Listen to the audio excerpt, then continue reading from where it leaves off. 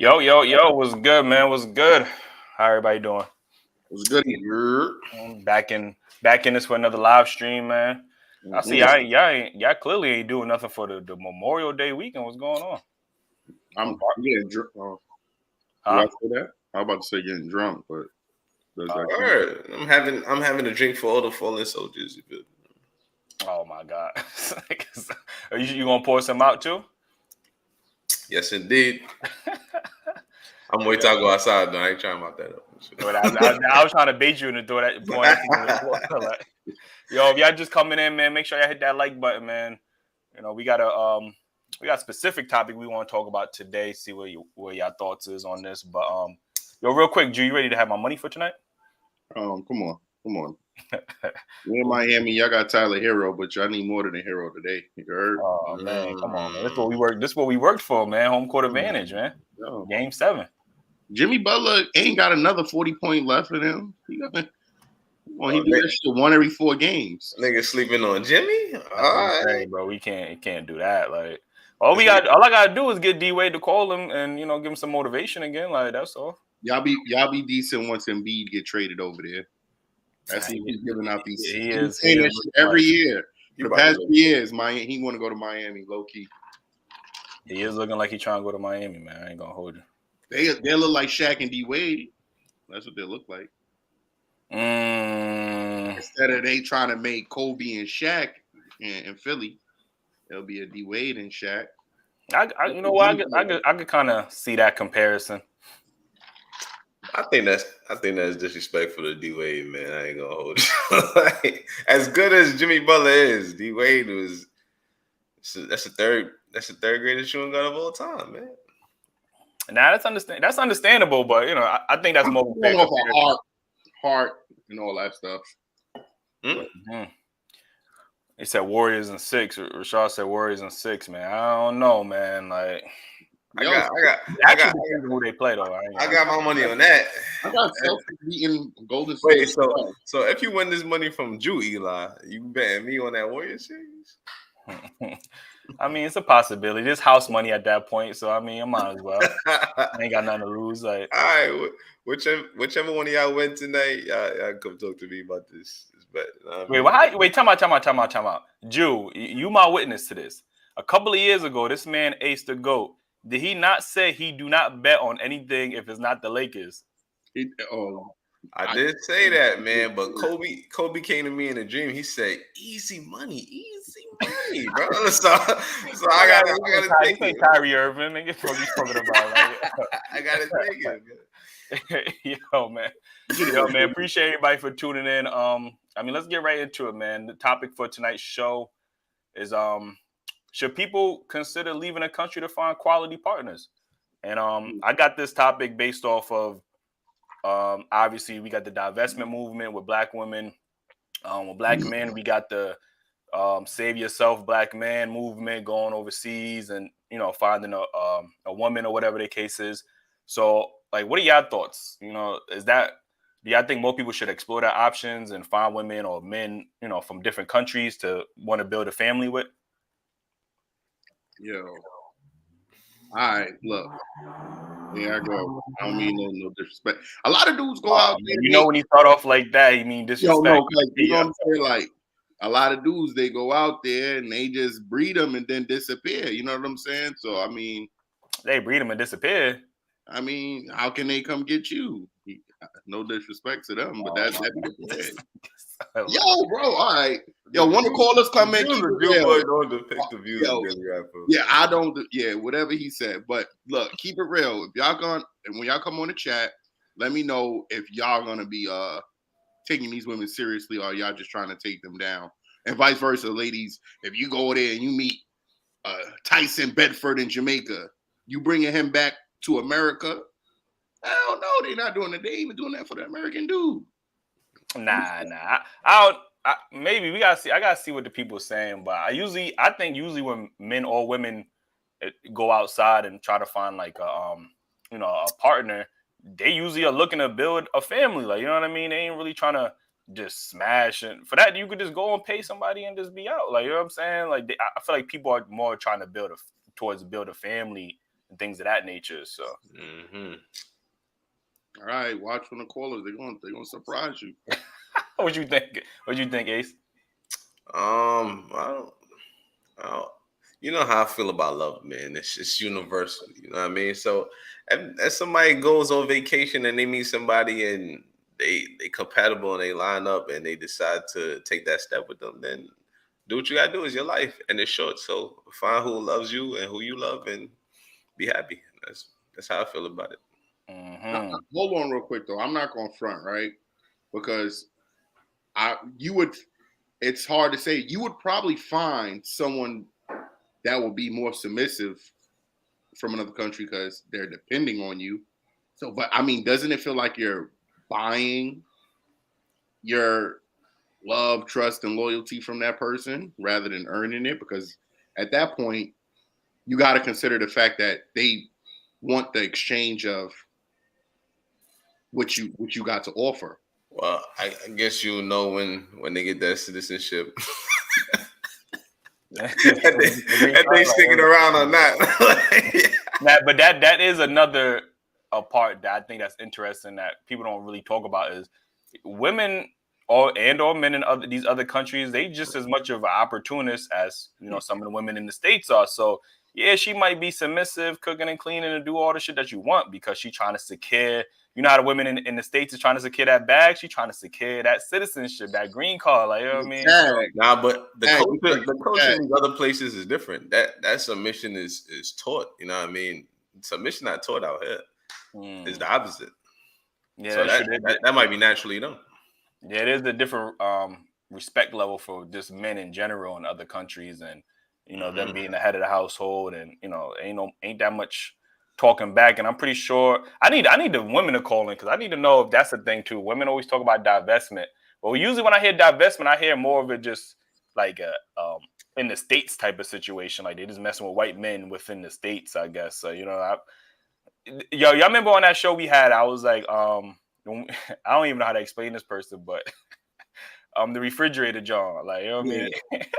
Remember when we had her and I said, yo, I don't think women can go outside of the United States and readily just find an available man. Like, you know what I mean? Like, considering the standards that, Western women have, I don't think they could just easily just go to fucking DR or fucking Colombia, you know what I mean, and find a man that's going to fit those characteristics that they will want. I feel like it's easier for men to go outside and find women that's going to fit their characteristics. But to your point, you said they opportunists. So if a guy see an opportunist in another country, opportunity. I'm sorry. If we see an opportunity, he might take that out. Know what I mean? What you mean, like a woman? Like if a woman trying to go out and find a husband? Yeah, like if a woman. But that man would have to already provide something, which would be finances, and he would have to already prove to himself that he could take care of this one. Ain't a woman going outside the States and looking to pay trick on a man. A lot of men that I see like here, because I don't mean no disrespect to who I'm talking, but there's some women who not necessarily bad or cute. You feel me?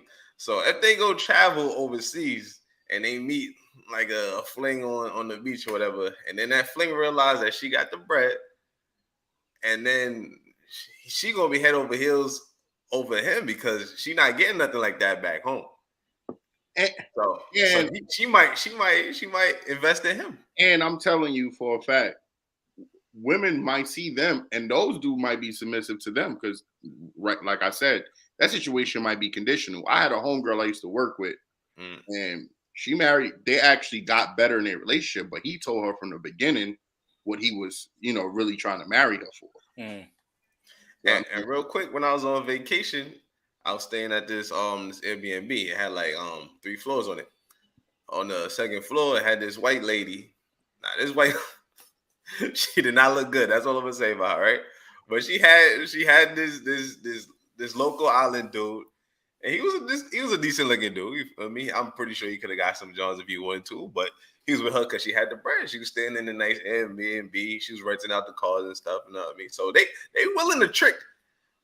You just got to find them. They're willing to trick. Then I'm pulling out the dick. What are you talking about? Put that on a shirt, man. Word. Yo, we got a super chat from Worship the King. He said women should be happy men leave the U.S. for love. Less men bothering them and blocking their path to the boss man. Okay. I mean, that's one way to put it. You know what I mean? Like I said, man, this conversation get a little deep, man. But if y'all want to call in, if y'all gotta say something about the topic, mind you, we trying to stay on topic. You know, I'm gonna put the topic on the screen. I should have did that earlier, but y'all got something y'all want to add to, you know, if men or women should, you know, travel outside the country to find quality partners. Hit that link. It should be pinned and it should be in the description as well. So let me see who we got. Yo. What up now? What's good, bro? How you doing? I'm great. Thanks for having me up. No problem. So what's your thoughts on this topic? Yeah, so as far as should men or women travel to get a partner, of course, you should definitely travel to open your options as far as any kind of partner. So you should definitely travel. The only thing I disagree with is that, like, typically men who can travel, they got a little bit of bread. So you're not really traveling over there to get the worst possible woman. When you're going over there, you're typically trying to get women who are over there who are higher quality than when you came over here, you know, than you can get. So you wouldn't go over there and, for instance, get a baby mama, or go over there and get, you know, a woman who is in poverty or in squalor. You would just get a woman who is culture different, that may just, you know, be, you know, look appropriate as far as whatever you want, like certain height, certain weight, certain body type, but she's culture different, because in every other, you know, place in the world, the men are not treated like the ones in America. You know, there's no such thing as, you know, talking back, or, you know, doing all the, you know, like twerking on the internet. There's no such thing as that in other, you know what I'm saying, cultures. So that when men travel, they're usually traveling for that. Like, there's not a lot of pumping and dumping, because you're going over there. You get yourself hurt doing that. You know what I mean? That's not really a thing. You don't just put babies in some women and then just leave. That's not really a thing. You know, but and then for women going over there, the only drawback is that when you're going over there, if you are to get a man from over there, you really have to be of his culture, because the men typically enforce the culture. So you can't go over and get a man from Colombia, for example, and then expect that man is not going to be Americanized. No, he's from Colombia, so he's going to expect the same submission, the same cooperation that a Colombian woman would give him. So if you're going over there and you want to be Americanized and bring him over here, it's probably not going to work out. You know what I'm saying? So that's the only thing I got to say about those two things. Got you. Real quick though, you think that a man from the U.S. that, you know, that got some type of money will go there and take the relationship seriously? Because I see them, even if they're not pumping or dumping, I see men living double lives, you know, in that situation, where I don't know if they'll be happy for when they go back there, or they have a family there. But at that point, if you got somebody over there, it's not really a financial problem, because they don't know how, you know, what to compare for. I'm just thinking about like the Caribbean places, DR, PR, Jamaica, stuff like that.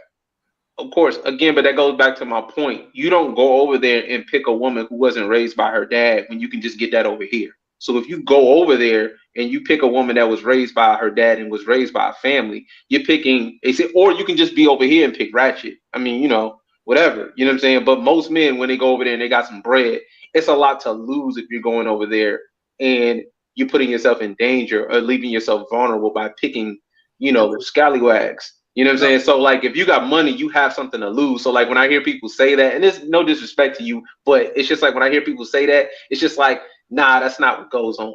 You're not going over there to make yourself vulnerable in that way. Now, there are idiots who do that, obviously. You know what I'm saying? But it's not the norm. When you go over there to get the I mean, not necessarily go over there and get a woman, but you're traveling, so you're opening up your options. You know what I'm saying? When you do that, you're not doing that and then picking a lower level woman, you know? And like, I think that what you should do, like, on YouTube, because you all are on YouTube. On YouTube, there are a lot of channels that kind of address that, you know what I mean, address that like issue. And they're not just going over there tricking and just finding. I mean, essentially what you're talking about is like, you know, streetwalkers. Lives, not more like tricking. Because I mean, to a certain degree, these dudes do care about them. It's just like you don't have to worry about much because you can probably handle what they have out there and still handle what you have out here.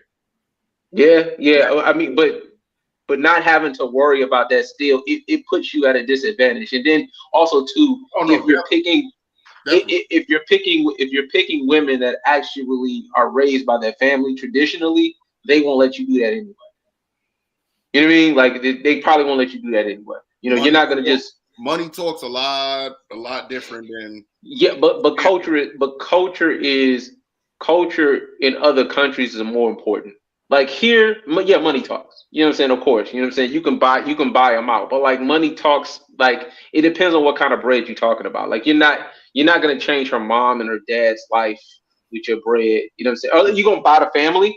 You know what I'm saying? You don't want to buy the family. You know what I'm saying? But you know, like I say, most guys who are able to do that, who are able to go overseas and actually vet a woman properly. Yeah, they're not doing it that way. That way is dangerous. And like I said, there are idiots who do it that way, but for the most part, dudes are not going over there. Like it's this thing, whereas every time a dude goes over and travel, they're calling him, you know, pedo or, you know, whatever. It's just I was going to ask you about that because, you know, usually in these type of spaces, you know, the women will say, oh, well, you just want to go overseas because you want a woman that you can control, or, you know, you want her to be dependent on you, this, that, and the third. Like, so what do you think about, you know, people that have those type of narratives about, you know, going outside? Well, it's really a matter of like level of cooperation. So if you're talking about wanting a woman to depend on you, well, I would ask, what did we see for 2.5 years on Kevin Samuel's show? We saw a bunch of women asking for men who could take care of them that would be dependent upon.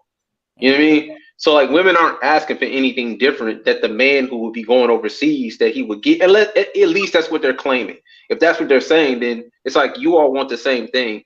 You know, there's a young lady who's making her rounds on podcasts who says she needs a man that's at least a millionaire. Well, okay, then what do you expect to do then? If he's a millionaire, then what are you expecting to do? You know what I mean? Yeah, it's like I think I've seen that video that you was talking about. Yeah. And with a lot of women saying that, it's one of those things where they're trying to make a double standard out of us. Just, I mean, picking a woman for the things that we pick women for. You know, cooperation. You know, youth, beauty. You know, submission, whatever. You know, and you pick the women according to what you want. You know what I'm saying? And look, it should be a competitive dating market. You know, you should have to compete for the men that you want, just like we should have to compete for the women that we want. You know, and that's why I say travel, because it should be a competitive dating market, whereas everybody gets what they want. And if you can't, then you need to either lower your standards or work harder. That's fair. Yeah. But I will say that you get more bang for your buck when you travel, because I mean, you know, that's part of it. Where your options is, because for a man, mostly your options is based on your finances, right? So the options that you get in the U.S. off your finances is not the options you're going to get if you go overseas with them same finances. If you understand what I'm trying to say. Of course, I understand completely. Man, yes, I agree. Out here, you getting you a 9 to 5 dude, you getting like a 6 or 7 on your heels. You gotta really work if you want, like, you know what I mean, the 10s or whatever.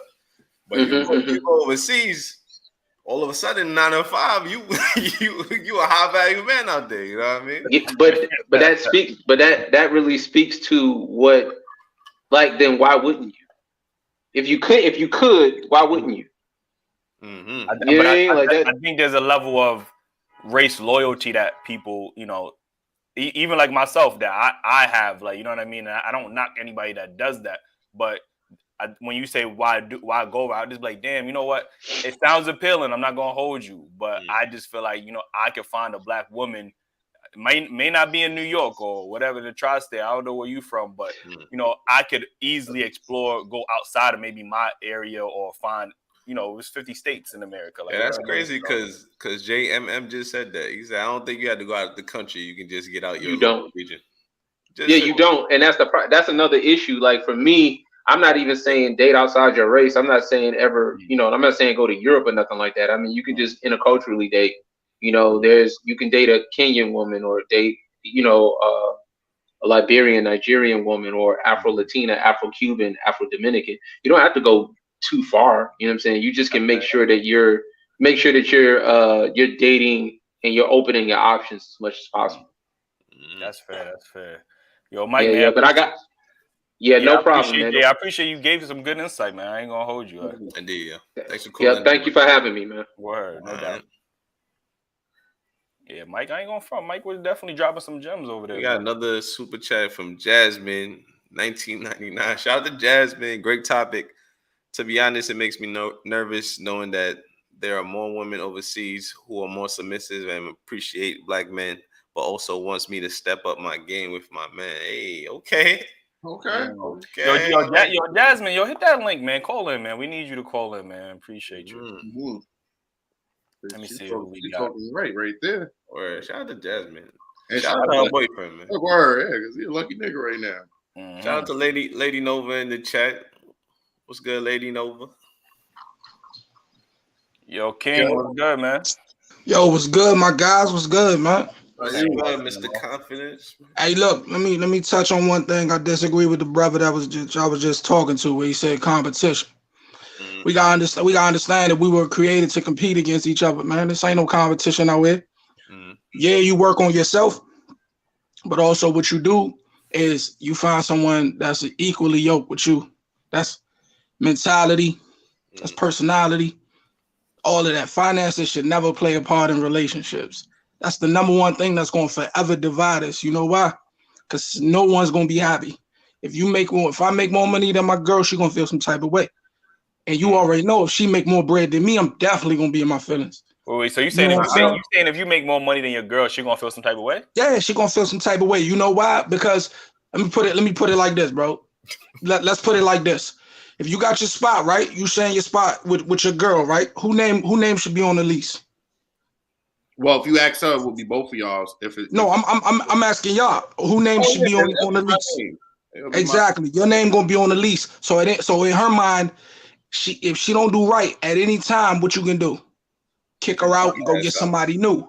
That's why I mean shit. They always gonna be tight. We're gonna be the same way. If I'm living with a chick and her name on the lease, I shouldn't be comfortable with that. I shouldn't be kicked up with my feet with a J with an L in my mouth playing Xbox and PlayStation, bro. I'm not comfortable there. See what I'm saying? So we got to get to a place where can we meet in the middle? But is that your girlfriend or is that your wife? I mean, but man, look, they all start out as girlfriends. You got to make your way. It's a process, bro. They all start out as girlfriends. Nobody, Adam and Eve wasn't married, my guy.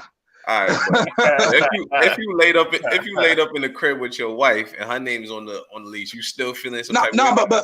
But see, that's something totally different though, Ace. If that's your wife, then you go hard. Y'all go hard together.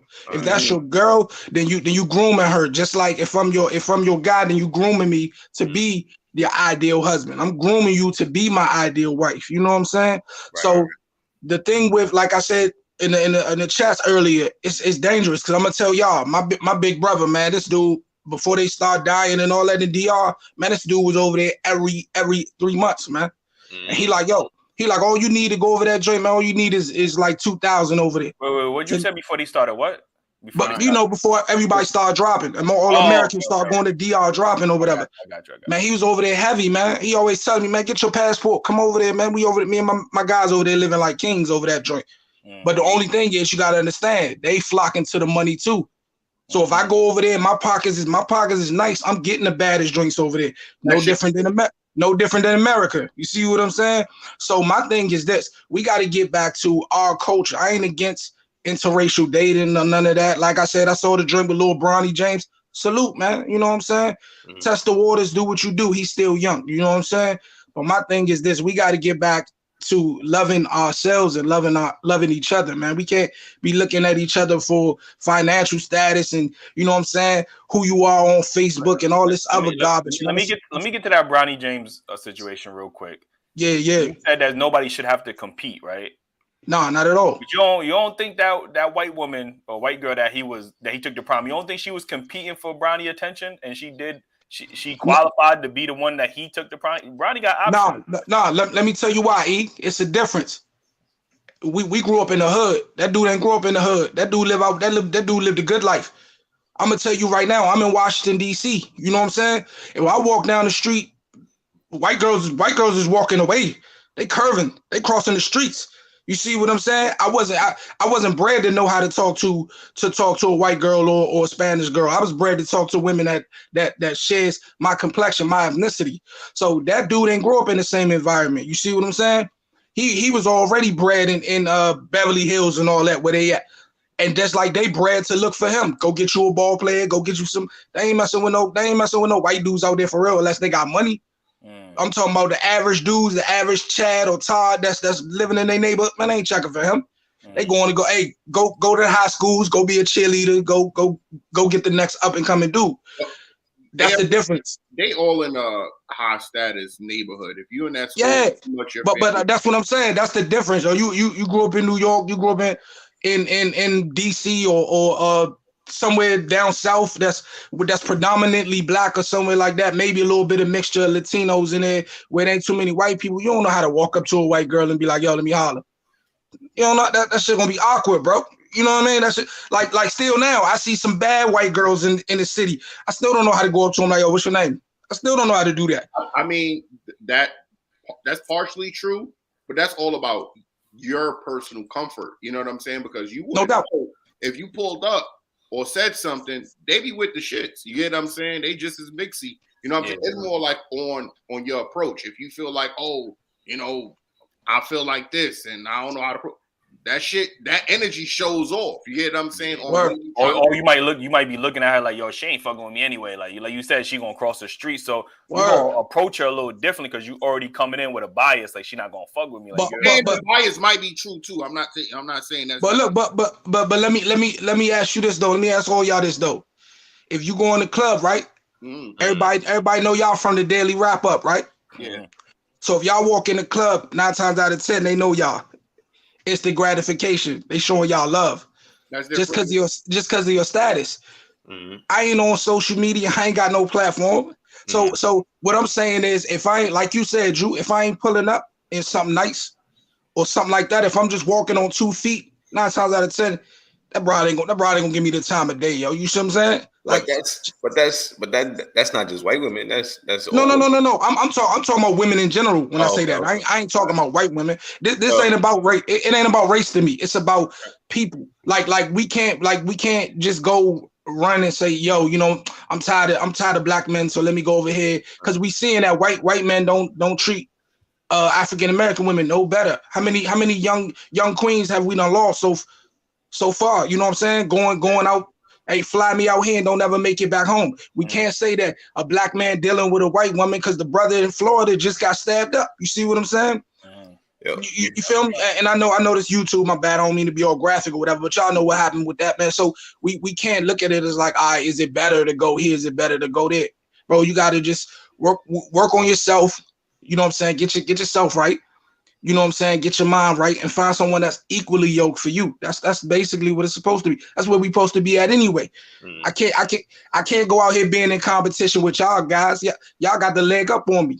Or y'all might not. You see what I'm saying? I'm looking at y'all from a standpoint that, man, y'all got a little podcast. Y'all doing something. Y'all don't know what I do when I get off here. I don't know what y'all do when y'all get off here. So I don't see y'all as competition. All I can do is work on myself. You know what I'm saying? But what I'm going to do is, if I do see you walking down the street with Keisha and Keisha bad and Keisha submissive and you know what I'm saying? And she on her P's and Q's, I'm going to step to you and salute you like king. Teach me. So let me ask you a question real quick. Word. Like, what celebrity would you say is she's bad? Like she's bad. Man, you know what? I don't call anybody bad, yo, because you know what? It take makeup and all that shit to make them look bad. So that's understandable. So what I'm gonna say is probably straight out, no makeup. I'm gonna say probably for me, I'm gonna say Beyonce. Okay. Beyonce probably hands down. Let's stick with Beyonce real quick. Beyonce, you know Beyonce, like everybody know Beyonce. You don't feel like as a man you would have to let's say she was single. You don't feel like you would have to compete for Beyonce? Because she got millions of men that want to, do things for her and, obviously make her lifestyle better or whatever the case is. Nah, let me tell you real talk how Jay got Beyonce. By being him. She had her own money. See, you gotta understand, women love a man who can check them a little bit, but who can also be affectionate too. You see what I'm saying? Jay, that type of dude, he a boss, but I guarantee you, one-on-one, he know how to check her. He know how to say, yo, you doing too much. Chill out. We gonna be intimidated. Like, this bro got millions. Like, who? She gonna look at you and be like, who are you? But it's all in that. Like me, I could do that. I done had some chicks that made more bread than me, but I knew how to talk to them. I knew how to, you know what I'm saying? I knew what to say to them. So for me, I don't think competing is the right word, bro. It's about knowing yourself. If you know yourself and who you are, I mean, you could pull any chick, bro. What you about to say, Ace? You was just talking about having the upper hand. I'm pretty sure Jay-Z had the upper hand on a lot of dudes, man. He's Jay-Z.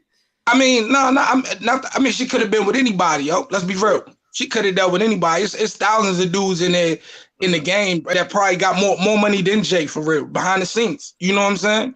But the thing is, on a connection level, their connection level was probably dope. That's what probably pulled her in. It ain't had nothing to do with money. It probably everybody else was intimidated by her, or everybody else was doing too much for her. You know what I'm saying? I hear what you're saying, but it's still the reason that Jay-Z is able to get on that level where he could just be about personality is because he's financially stable. At the end of the day, I don't agree with you though. I know. No, listen. Like you said, a lot of dudes gonna be thinking, "Yo, she got millions. Why she want to talk to me?" Jay-Z don't have that on his head, so he could just be him. But that's why, because I guarantee you, how many times you heard about Jay being in the hood with money, just posting up? If you can go back to the environment to where you came from, that you're a product of, then you solidified in whatever you do. How many of these dudes get millions and move to LA, bro? How many of these dudes, you know what I'm saying, don't never go back to the hood? If they go back to the hood, it's just they riding through. Come on, bro, when you can go post up and you can chill, and you can be around the same people that you came up with and you a billionaire, that says you real, bro. That ain't no faking that. That ain't got nothing to do with your status. That's a respect thing. You see what I'm saying? Wait, before you go, man, the chat want to know why you think Adam and Eve wasn't married. Adam and Eve wasn't married, man, because God blew breath into Adam, bro. Eve was created from the rib, man. Hey, look, don't be tongue twisting me up and all that, man, with all the questions. Tell them open their Bibles up, man. Go to Genesis and do your work, man. But they wasn't married, bro. They wasn't married, man. You know what I'm saying? You know what I mean? They wasn't married, bro. That's why God says, man, be equally yoked, man. Find you a wife. If Adam and Eve were married, then, bro, the Garden of Eden would have never existed, right? The forbidden fruit would have never been eaten. Cause he led, bro. Men were created to lead. See, when Eve was created, it was out of partnership. Adam didn't know how to lead yet. That's why he was following, like most of these dudes now. They following what they see. They going by what they see, and that's leading them to destruction. So if they were married, then, bro, everybody be married. That's the number one thing. You would have to be married, bro, because that's the blueprint. You see what I'm saying? But tell them go open up they King James or they Old Testaments or something, man. Don't be quizzing me on this joint, man. But just know, man. But look, that's how I feel though. I support the content, bro. And like I said to the brother that was on here before, he was kicking knowledge, man. Anybody that come on here, drop some science, stay on point, know what y'all talking about. But look, man, it started with us. We got to get back to loving ourselves, man. We got to get back to looking at ourselves as kings and queens. That's the only way we're going to survive out here. We can't be running around worried about other ethnicities because they take care of their own. We the only ones still trying to figure out how to take care of our own, yo. You know what I'm saying? And until we conquer that, we're going to be forever divided, bro. So that's what my mind state is. I'm trying to find me a queen that share my melanin, you know what I'm saying? But also my mentality. You know what I'm saying? If she ain't got my mentality, then her melanin or whatever your skin complexion, that don't matter, bro. We destined to fail. You know what I mean? So that's where I'm at, man. We appreciate you, man. Man, love. I told y'all every time y'all on, I'm gonna be on, man. Y'all keep doing y'all thing. We appreciate that. Hey, I salute y'all 100%. Keep putting on for the culture, man. Keep doing y'all thing, man. Yeah. Hey, and who said they going with the Warriors and all that, man? Who trying to lose some paper for real? You going with the Warriors? I'm going with the Warriors, man. I got Boston pulling it off tonight. I'm going Jason Tatum. I think Jason Tatum and Jaylen Brown, they about due for one, man. All right, man. They about due for a ring, bro. If they go to the finals, we could talk, man. We talk. We can holler. I might have to holler at you to give me some new fitters or something like that. We might have your fitted game almost as crispy as mine. Almost as crispy as mine. But yeah, we can talk though. But look, man, salute. Y'all stay up, stay safe, man. Love. All right, appreciate you. All right. Oh, Dr. King Confidence. We got a super chat from I Am Cherie. What's good? They ain't say nothing. Oh, okay. Nah, she didn't say nothing. She just supported. Real quick, we got over 100 people in here. Yo, I need 100 likes on this live stream right now, man. Y'all all in here. We appreciate 116 people, man. That's we appreciate that tuning in, but we need them likes up, man. I'll be telling y'all, yo, these social media platforms be hating on us, man. Like, we be getting flagged, all types of craziness, but we need y'all to support us. And if y'all want to help the channel out, man, send them super chats. Y'all can donate to our Cash App, Dailyrapupcrew on Cash App. We got some things lined up for y'all, man. I ain't gonna hold you. And next week, we got a special guest coming on a live stream. We know y'all familiar with the person. I ain't gonna say too much, like, you know what I'm saying, but but anyway, we appreciate the support, man. So make sure y'all hit us with those super chats, man. And I put the link in the chat. It should be pinned and it should be in the description. If y'all want to call in to talk about this topic real quick, then hit that link. What's good, Miss Nova? No, vote up. I'm not a car. But first off, how y'all doing, babies? My little brothers. But first off, look, Pookie King, you can't tell the chat to go read something that you didn't even really go read. If Adam was the only man on earth and God used his rib to make woman, and he blew, like you say, he blew life into him with the breath of air, you don't think he bonded them together to be married? Because wasn't nobody else there to marry them. Mm-hmm. Okay. Y'all having the wrong conversation with me right now. I don't know what y'all talking about right now. Y'all get y'all live stream going right now. So you don't understand it. So let me ask a question, right? So how you saying God bonded Adam and Eve? Say that again. God bonded Adam and Eve, so they was married, right? Basically, yes. But how come ladies nowadays they need a piece of paper to show that they married? That's the law. That ain't God. If you're religious, what does the paper mean? The lawmaker, just like you can't have multiple wives in America and have like a gang of marriage certificate. Well, why do y'all need the paper to validate it? Is what I'm saying. Like, to you personally, not the law. I didn't say that. I'm doing it because it was the law. He asked me to marry. So would you get married without signing marriage papers? You're not married like legally by law. You're not. Because what's more important? This is what Ace is saying. What's more important, by law or by God? Like, you know what I'm saying? Yeah. Part of that, you get married under him. God made man to make the world.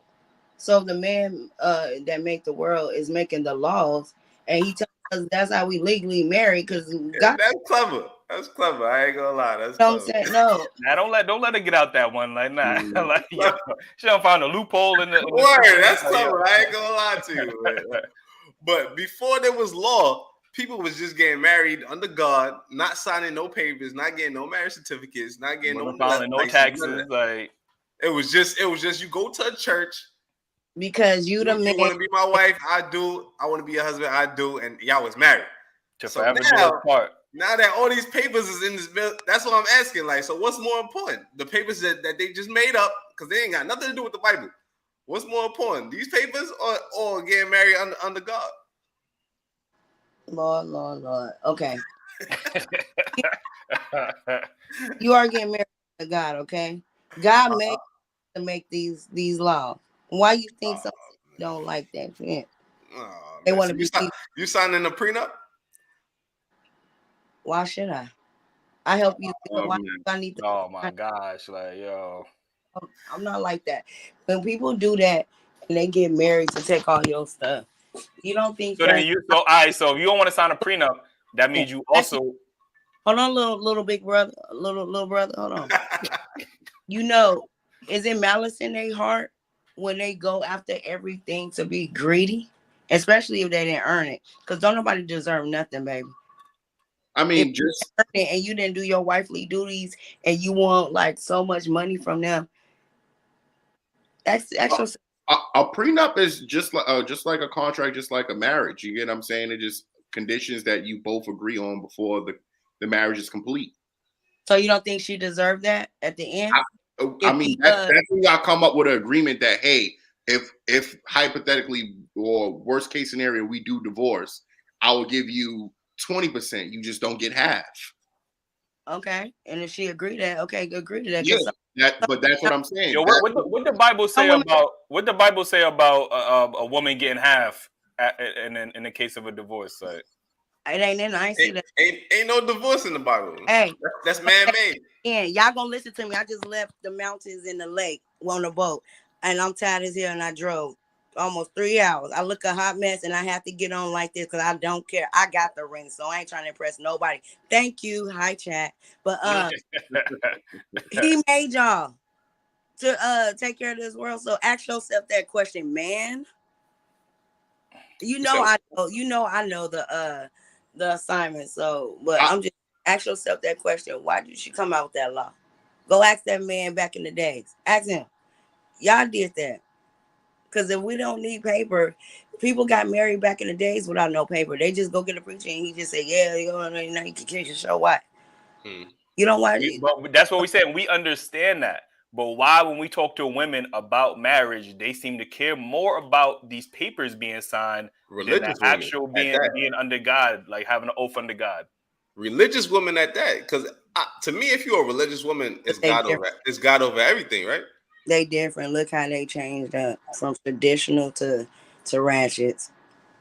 If you're a religious woman, it's God over everything until it comes to marriage. Because when it comes to marriage, it's a hold up, yeah, God is cool, but I need that paper. Yo, pretty ninja got a point though. Y'all definitely. Okay. When you this is a side topic. The side topic. Right? Listen, baby. Listen. By law, man's law, they don't consider you legally married without the papers. You got it's called proof. Paper trail. I hear what you say. We got to talk about this another time. But how you feel about the topic, man? I come to New York. Me and my girl. She moved out. We gonna chop it up. I keep doing y'all thing. I love y'all, but I just have about the topic. That though. You feel me? I'm looking forward to the future with y'all. And y'all hit that like button. This is some free good shit, y'all. Y'all tripping. Mm-hmm. They might not come on every day. I get it. They got a life and jobs.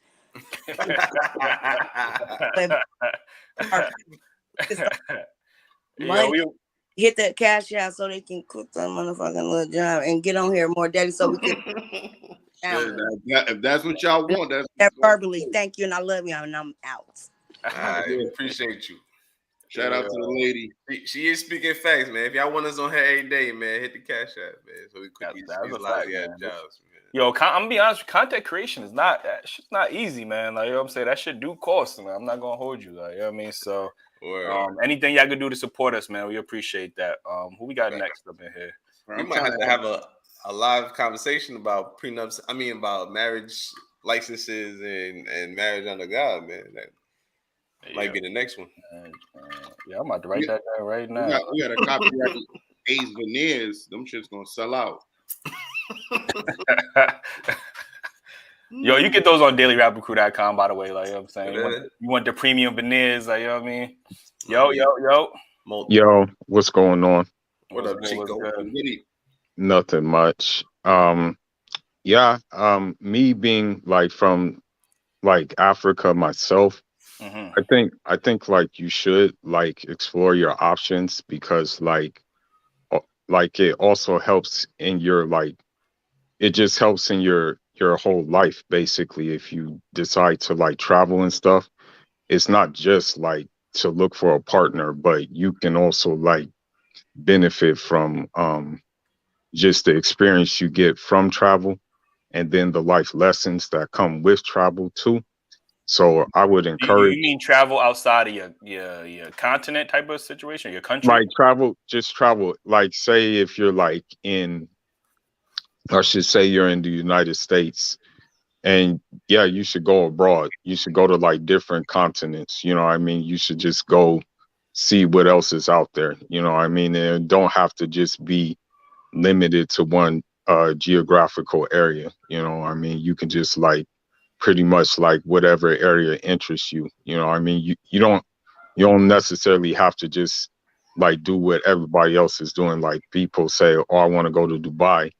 Yeah, you don't necessarily have to go to Dubai. You can go to somewhere closer, you know what I mean, and still get like a rich experience and stuff like that, and like get life lessons that maybe you may have not caught in like where you are, you know what I mean. And also in terms of the partner, in terms of like looking for a partner, I think it's like you have to ask yourself, like, you know, what's important to you. Like, is like peace important to you?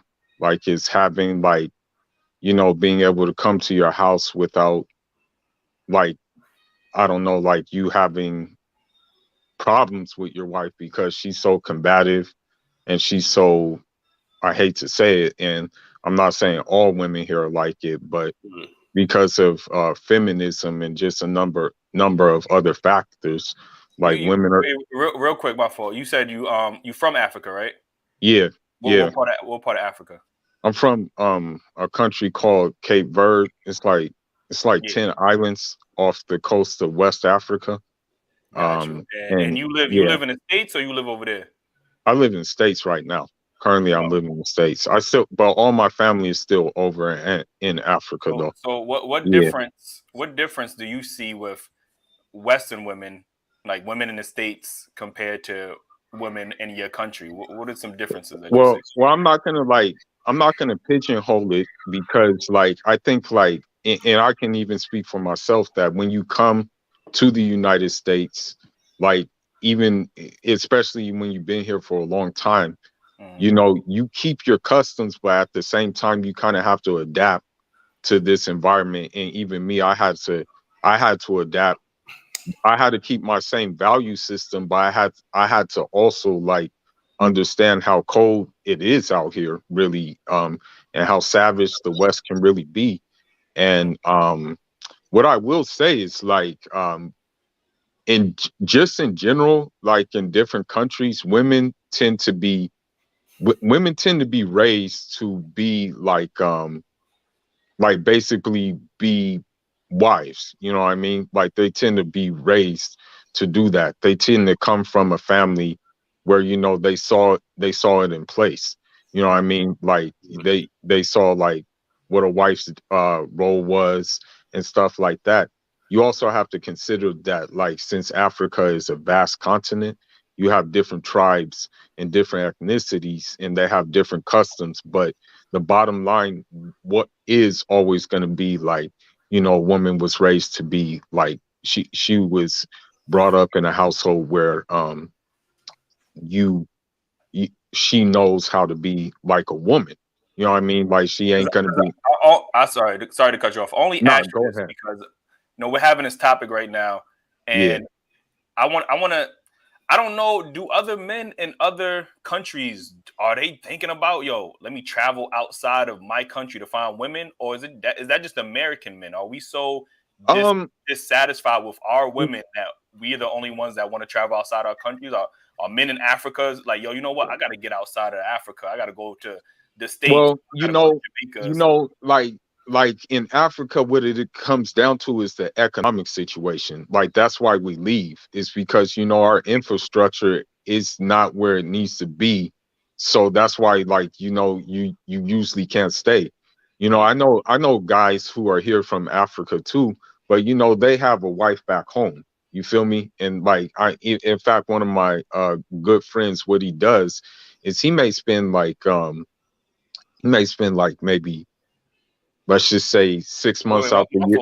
my fault. Go ahead. I'm just now realizing what you said. You said you got a friend in Africa that lives out here, but also has a wife in Africa. No. What he does is that he has his wife in Africa, but he makes his money out here, and then he just takes it back there, and he just spends time with his wife and stuff like that. I know a couple of guys who do that because, like, they just find that's the easiest way because, like, unfortunately, we don't have like an infrastructure that can like make it like conducive to us, you know what I mean? Like conducive to like having that's common for all foreign people though, right? Yeah, definitely, most definitely. We all come here for like that same purpose, you know what I mean? But I'm not gonna even just like, you know what? I'm not gonna even just put it into one category of ethnic groups, but I just notice in the West in general, it's happening all around with women that kind of like bought into the whole feminism thing because like, and I don't want to touch on this subject because I want to kind of keep it sensitive, but I was reading an article about the shooter, like the shooter of the elementary school, and in that article it said that the neighbor said that his mom had a problem being a mother and father to him.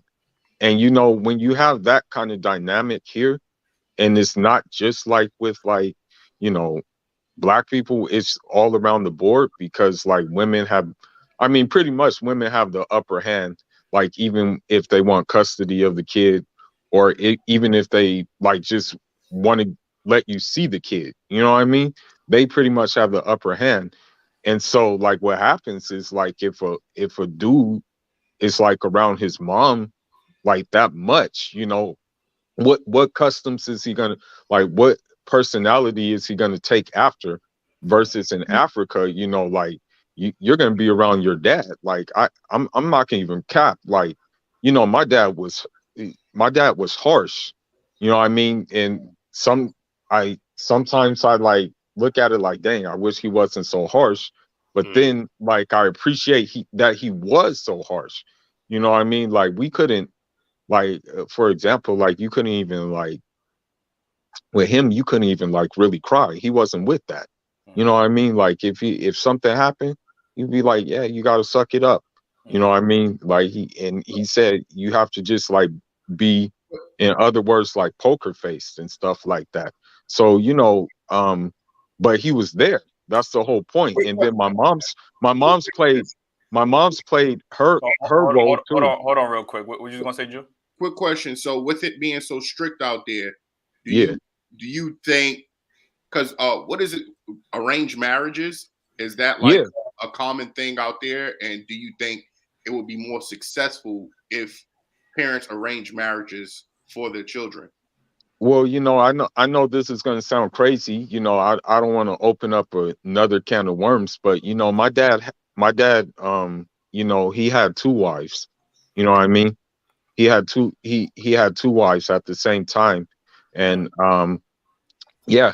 both of them were arranged marriages. But before the arranged marriage, they made sure they were compatible.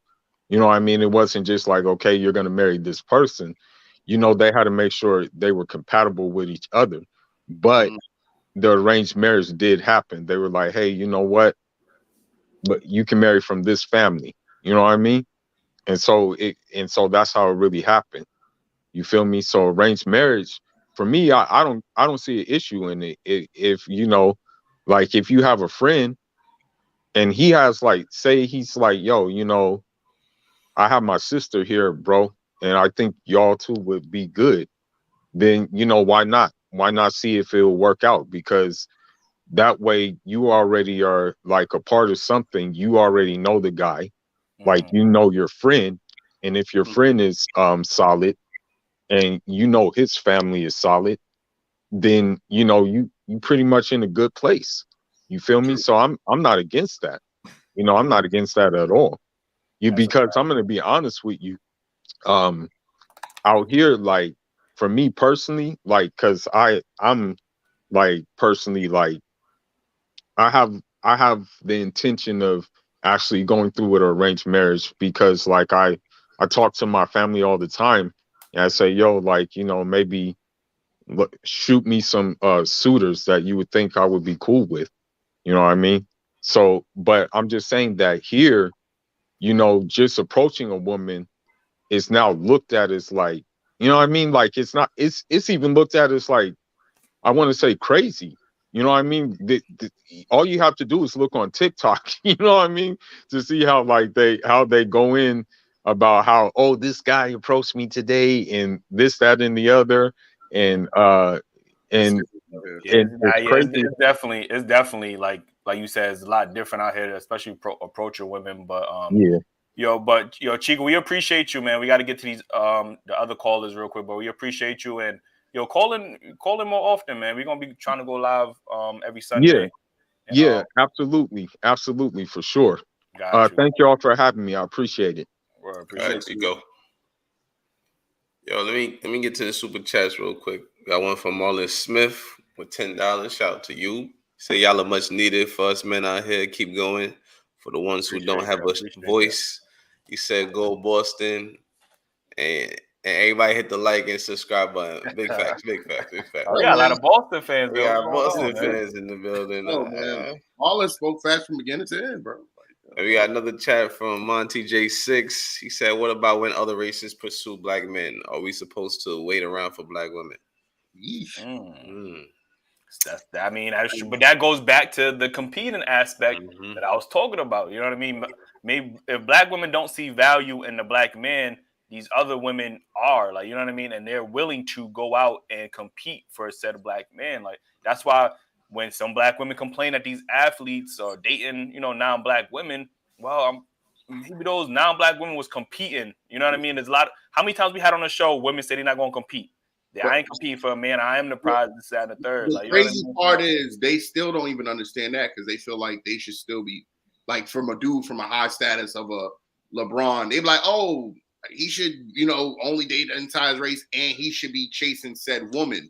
Like, at some point, women have to realize that, you got to put some effort into a man as well for him to choose you. You know what I mean? That's the part that just not getting to the other side. I don't get where the disconnect part is at. That's a super chat. I missed that. I had clicked on that by accident, but yeah. Okay, shout out to Michael, man.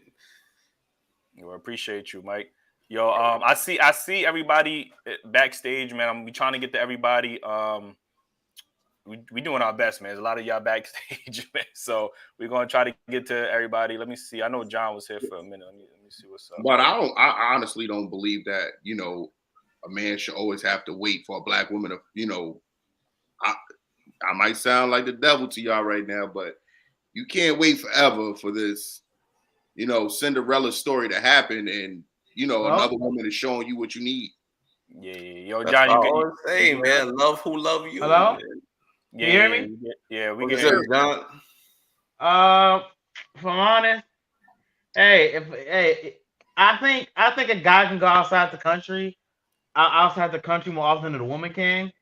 Because men in other cultures have different standards for the women around them. So so if Americanized women go outside the country, it may backfire, because her Americanized self may not go along with the men in those cultures. So it may backfire. For a guy, men across the world tend to want similar things. Not quite the same, but somewhat similar. So I think a guy will be able to go outside the U.S. To find love. Hey, if he wants to, that's his choice. But he has to be prepared for the consequences that comes with that choice. Now that's a good point. That's that choice. And that's something I always say, John, about. Often, more than not, a guy can do it more often than a woman, because women, if she's Americanized, she'll have certain habits, certain tics, she'll have certain things about her that may turn off a guy from outside the U.S. culture, like Africa, Italy. It could be France, just talking too much for a guy back over there. if Thailand, women talking too much, other that shit's not happening in it'll be places. It'll be harder. Yo, John, you can hear us? Yeah, you paused for a minute. Huh? Can you hear me? Yeah, we can hear you. Can you hear us?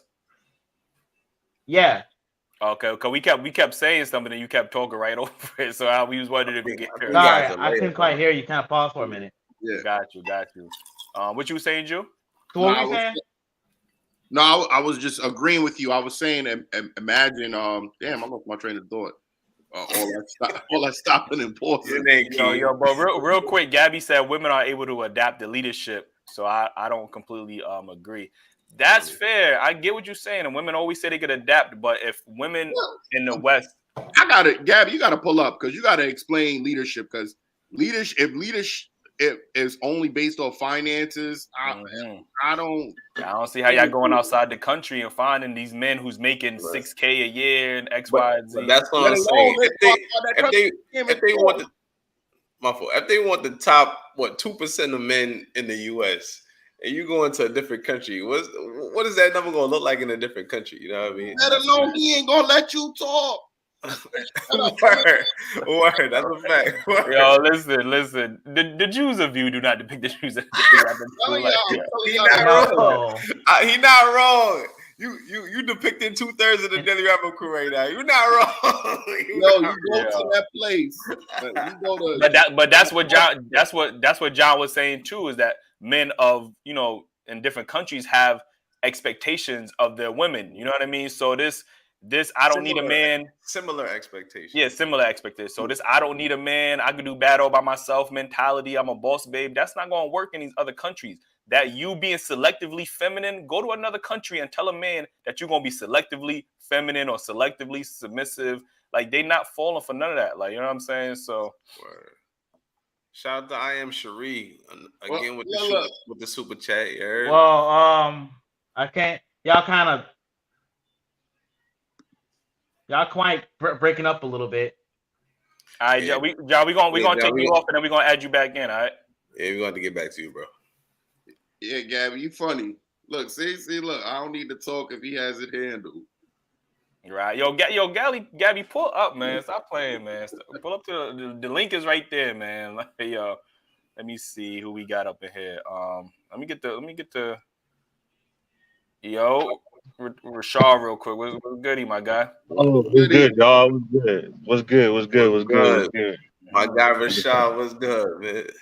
I'm just parking my whip real quick. Hold on.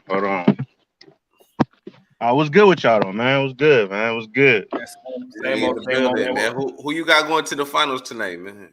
I got the Celtics, man. I ain't gonna hold you. I don't even fuck with the Celtics. Wow. It's like, you know what? When y'all was doubting the Heat last game, they came out and was motivated. So they hear all the hate. They're gonna get motivated. Like, I'm not buying it, my nigga. I'm not buying it, bro. I'm not buying it. Eli gonna throw that rag off at the end of the show. I am. Like, matter of fact, what's the score looking like right now? I gotta check the score right now. Yeah, what is it? Yeah, pull it up. How you feel about the topic, man? You think people should go out of town to find suitable mates? First of all, the score ain't looking too good right now. I ain't going with you. It's 24-9. Celtics, for who? The Celtics up 24-9 right now. Yeah, it's a wrap. Stop it. Put in y'all 6 man, the hero. Maybe you can save the day for y'all. But shout out to Byron the creator. He sent that $2. You heard? Shout out to him. Appreciate you. But nah, for the topic, I agree. Niggas get on that flight, catch some flights like how them chicks be doing. Try and lay some pipe overseas. Do what you can. You know what I'm saying? Because out here, bro, bitches do not want niggas like that. And why would we stay somewhere that we is not wanted? Like, let's be honest with ourselves. Let's be honest. Rashad, you seeding something and leaving it there, or what you doing? Nah, I can't be one of them scallywag ass niggas. Nah, I can't do that. Jew, who are you advocating for? Like, now you back to depicting the views by your own. Nah, I can't do that. But nah, I do think men should definitely leave, bro. Just based off the simple fact that that like we're not appreciated as we should be in America. You feel me? Or just in like Western countries in general, because all like I want to say UK, even Canada, you hear this niggas ain't shit, men is trash, hashtags everywhere, bro, and it's not it for me. You feel me? Mm-hmm. That's why you know it's one thing. This is why I say I don't see other men in other countries like, you know what? I need me an American woman. I ain't never heard no women, like no man ever say that. Like, you know what I mean? So I don't see it, like I said, because American men we seem to be so dissatisfied with the quality of women, you know, in the West, that we are going out. We feel the need to go out. I'm not seeing other countries like, damn, I don't like the quality of women that I'm surrounded by. Let me try the East. Like, they not doing that. Like, you get what I'm saying? So I get 100% what you're saying, because like me personally, like I can say like 80% of the girls I mess with, they came from Africa, they came from Ethiopia, they came from Somalia, Liberia. You feel me? They came from like deep African countries, and it's like when they come to America, they started acting like the black chicks in America. They started repeating the same rhetoric, the same bullshit. So, in my humble opinion, I say, man, we should definitely go out, travel, not lay our seed everywhere, but we should definitely like, you know, see what it is, see what's out there. You feel me? Because in America, like even what Shorty said in the super chat, women can lead, or they can adapt to lead or whatever. A man leading and a woman leading is two different things. A woman will lead a man to the end of a relationship, bro. Like, that's a fact. Like, that's a fact, bro. Like, you're not telling me a solid dude that had a foundation is being led by a woman when he already built himself up. Like, that's not gonna happen. And the type of man you want to lead, you gonna divorce that nigga and take all his shit. Like, there's no end goal for niggas like that. I also feel like, you know, if you date outside of where you're from, like, so let's say, I'm gonna use an example. I'm from Brooklyn. Let's say if I go to Atlanta, maybe not Atlanta, but maybe somewhere like in, let's say, Texas or whatever. I go all the way out there. You're that new person, so people usually treat new people that they didn't grow around, or they don't stereotype, because they know the other typical Texas dude is probably gonna be the same guy they fucking been raised around the whole time. But that New York person, they might be willing to submit because he's something new, and they like his swag, which is different. And the same vice versa. Like, but I'm a dude and a girl came all the way from Texas to New York. I might think that she might be different. You get what I'm saying? Maybe it's the difference from location. Location is a big thing, because you know, obviously we talk to New. But you get tired of where you at. Yeah, but there's a different level of, you know, like, for example, when we talk to women from down south, you know, they have a different respect level for men than New York or women in a tri-state would. You get what I'm saying? So, but those New York women would have more respect for a dude that's from a Southern culture, because they feel like his manners are different. I don't know about that one, man. I believe so. They might, hide their true colors in the beginning, but they're still front in the beginning. I just think people are curious. That's all it is. Like, when you see something new, you wanna know about it, you wanna learn about it. I don't know if they necessarily not content with what they have, or they might try to see is the grass greener on the other side logic. Like, they want to see if the grass is greener, but a lot of times it's not. So you might go over there, you might see that it's not, and you want to come back home. That's a fact. But you want to know. People want to know. That's a fact. Yo. Rashad going. Yo, shout out to Rashad, man. Rashad just dipped out on us. He probably so I'm gonna head out. Like, yo. What's good, Jeremiah? You muted, bro. You muted. Nah, you muted. You're mute. Yeah, you good. First thing out the gate, I gotta say, y'all three brothers is motherfucking killing the game. So I gotta give y'all a big hand clap and finger snap all the way around the table. Y'all niggas is doing y'all fucking damage. Two, my God. And I'm a cat from the West Coast, though. You feel what I'm saying? Y'all motherfuckers is holding it down like liquor on an empty stomach. So I gotta give y'all kudos all the way around the table before I start the conversation, right? I appreciate you, man. My personal opinion is we for real. I gotta give y'all Super hand claps. My personal opinion is I would highly recommend every brother go get your fucking passport. It's a shame. It's a tragedy. It's damn near like self-genocide. I'm being honest with you. Before I got married, you dig what I'm saying? And before I had my kids and shit, I went and did it, bro. I went and stayed in Sierra Leone. I went and stayed in Cartagena, Colombia. You know what I'm saying? I've been to Kenya. I've been to Tanzania.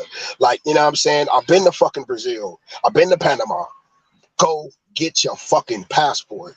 Do not, my personal opinion is don't keep falling for the same fucking Jim Crow water that your parents and your grandparents have been drinking on. You dig what I'm saying? We got an opportunity to get on an airplane and go. Like there's no slave master. There's nobody stopping you from going to the airport and just going. Once you get wherever you going, you will experience a whole nother motherfucking world of just shit, right? You dig what I'm saying? Like prime example, bruh, if you go to fucking Sierra Leone, bruh, you wouldn't even gotta spit no game. Game is useless. You come on, you come with me. You come with us. Niggas 6-7 bitches trying to all fit in the car with y'all two niggas. That's it.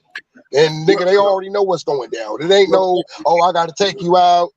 I gotta take you out. Real quick, is were you ever in serious relationships in any of these other places?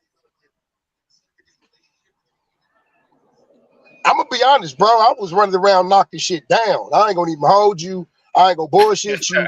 You know what I'm saying? Because I'm gonna be clear. I'm gonna be clear, honest, and transparent, brother.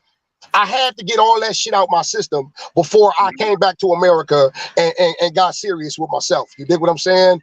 Hey, this is before I had kids. This is before I got married and divorced and all that other good shit.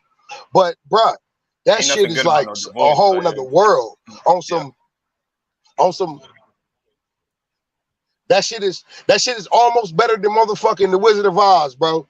You feel me? Almost better than The Wizard of Oz. You ain't got to clip your heels and say, there's no place like home. Shit. Don't fool yourself. You know what I'm saying? Go and see the world. Number one thing, go get your passport, brothers. And so you please do not keep falling into the. Yeah, I got married and divorced. Right? You know what I'm saying? About a few years ago, but okay. No. I got. But I said before I got married. Gotcha. Before I got married, but you know what I'm saying? That shit.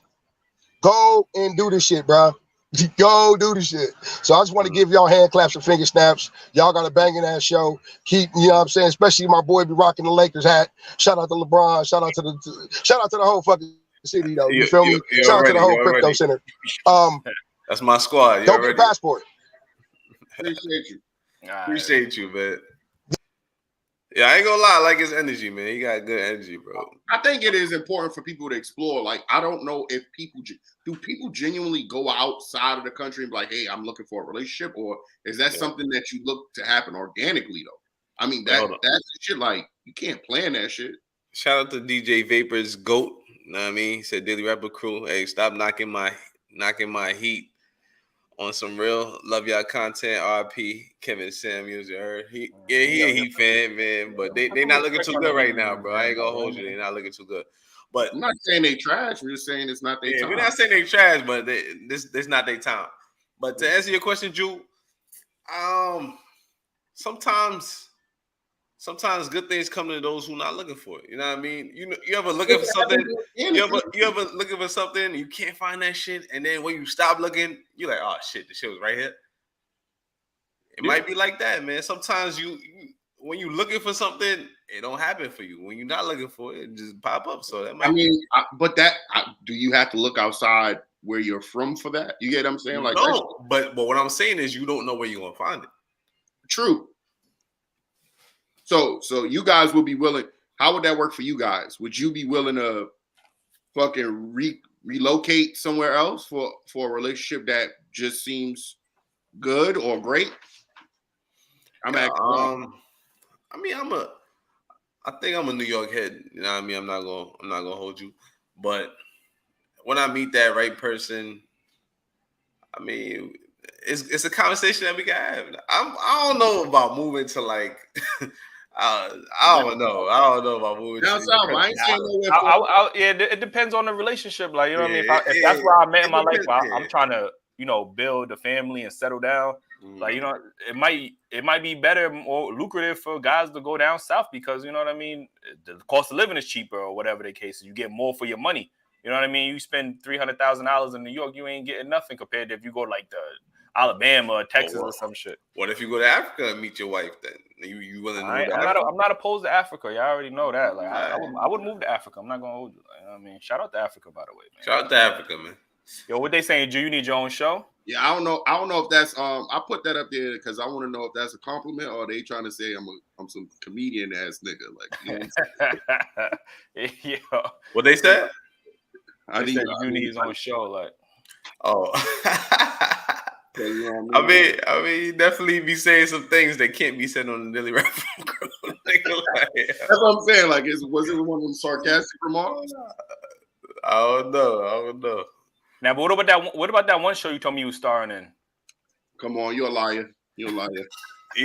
I should have went right into it. I tried to say Eli, it's just something that you do when you about to do it, bro. Like it's just something. Yeah, I wasn't gonna bait him right into it, but I tried to set him up for them. You know what I mean? So yeah, man. I think we should even. Oh, they said the person said no sarcasm. The person. I appreciate you, bro. Yeah, definitely. You know what I mean, I do now. I agree with you. You know what I'm saying? But what you trying to say about us though? Like what the Word? He said, yo, you need to lead Dailyrapupcrew. Get his own crew. Like, nah. You don't mean that. You just, you know what I mean? You say you trying to be in your Bobby Brown shit, nigga. Like, fuck out of here. I don't know if I could do a show by myself. I need y'all niggas.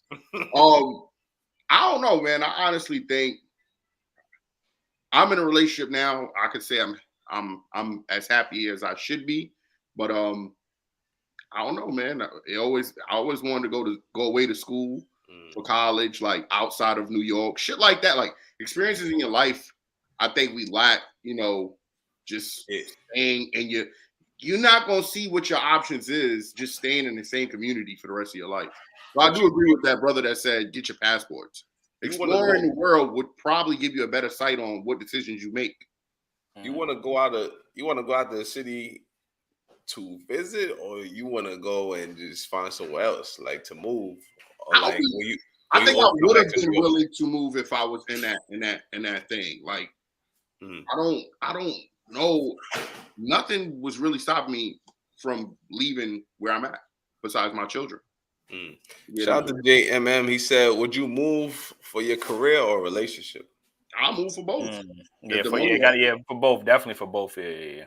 But I gotta be super invested into this, this woman in this relationship. Like, you know what I mean? It can't be one of those spur of the moments type of shit. Like, you know what I mean? So yeah, for a career, it gotta be life changing for me to move where I'm at. Like, Ace ain't leaving. Yeah, he definitely not leaving. Like, yo, I'll leave, bro. I'll leave, but it gotta be. If it's a relationship, I gotta be head over heels, and if it's a career, it gotta be life changing, like for me to move. It can't just be like, oh, I'm making $5 more or some shit. I'm not trying to get too personal, but me and Ace went out of town for work. We were still in New York, but we were away from home. And when I tell you this dude was low key homesick, he ain't leaving New York. That's not true, bro. That's not true, bro. Oh, man. You know what I was going through at that time, bro.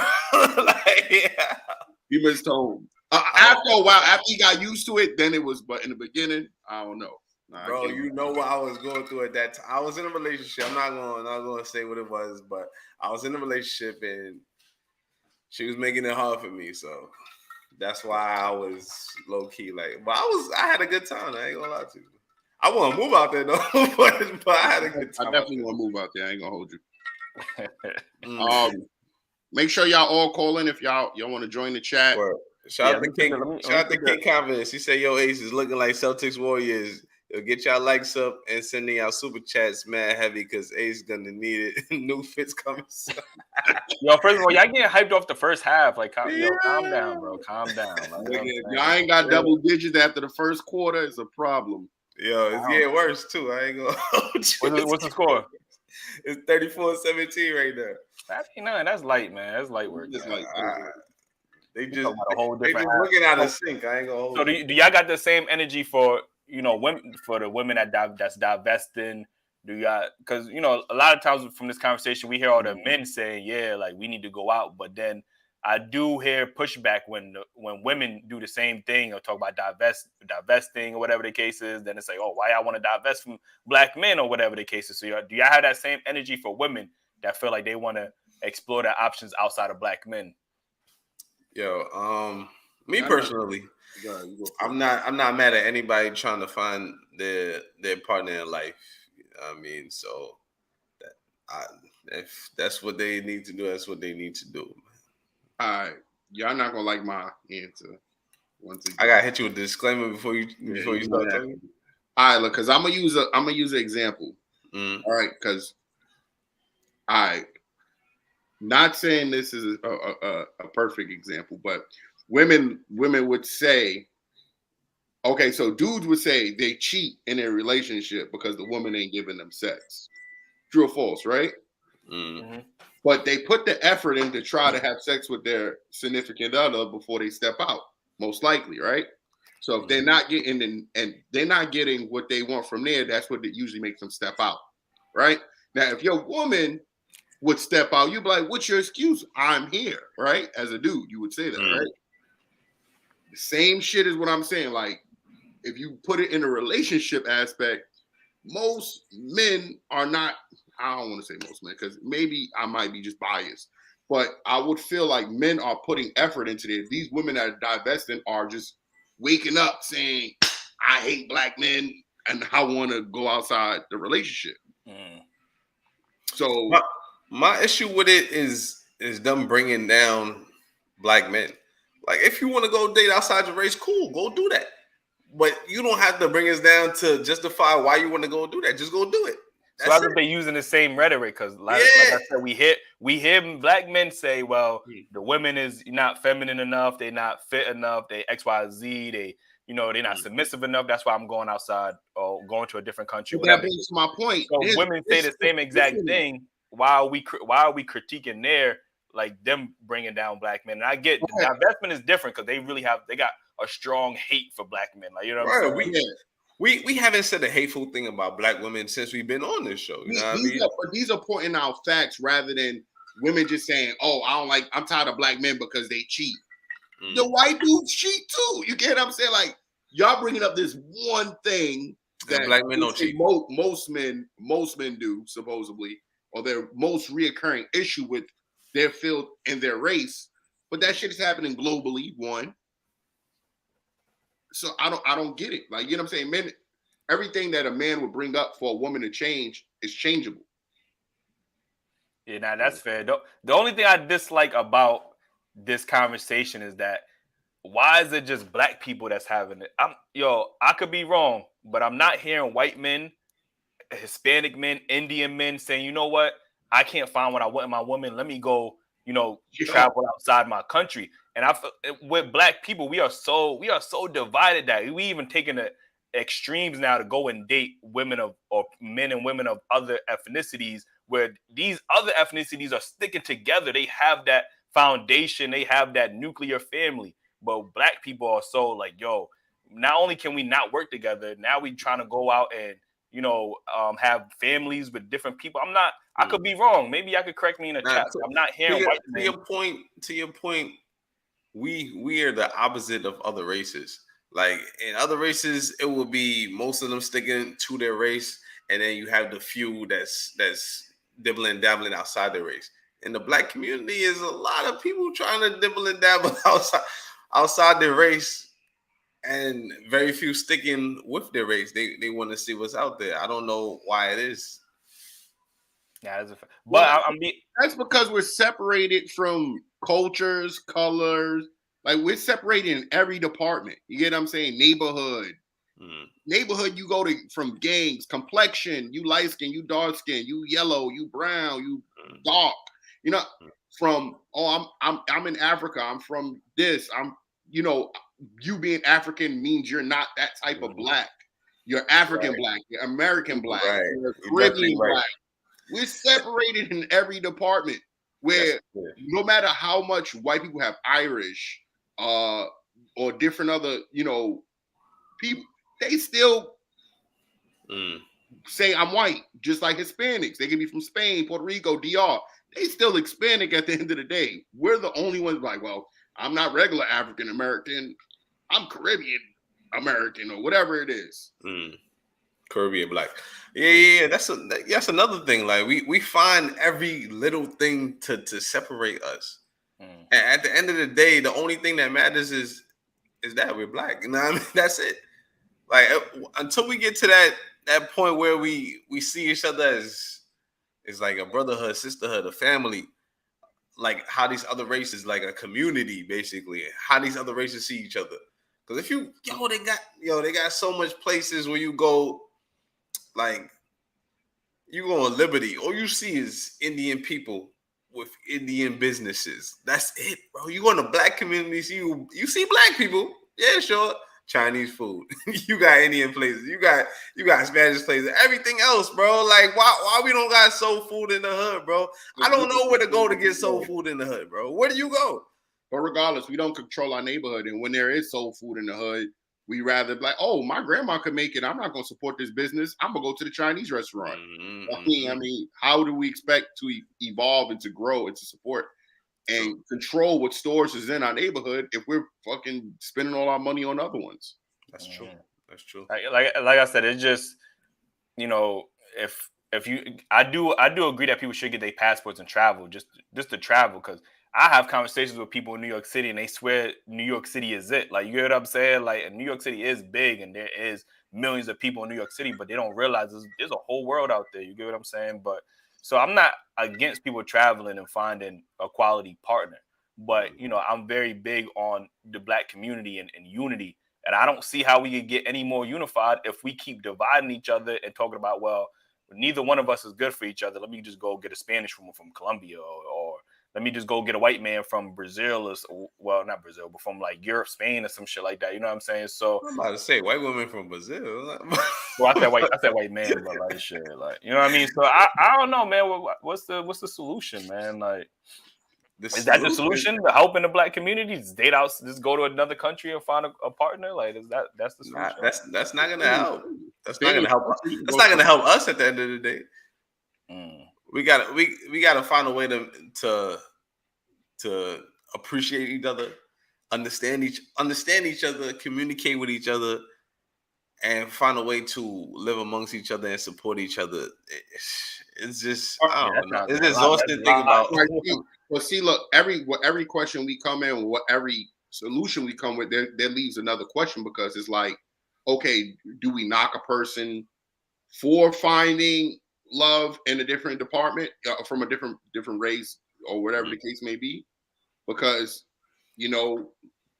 we could sit here and say, and we as black men see, in our community, that black women don't feel like they need to compete for us, where we can go in a different location, different neighborhood, where black women may compete, or we could go to a different location and white, Hispanic, Asian women will compete for us more quickly than the black women in our community. So do we sit here and like, well, I got to keep fighting this and proving to this woman to fight, when it may be easier and a woman might show you what you want to see in a different race?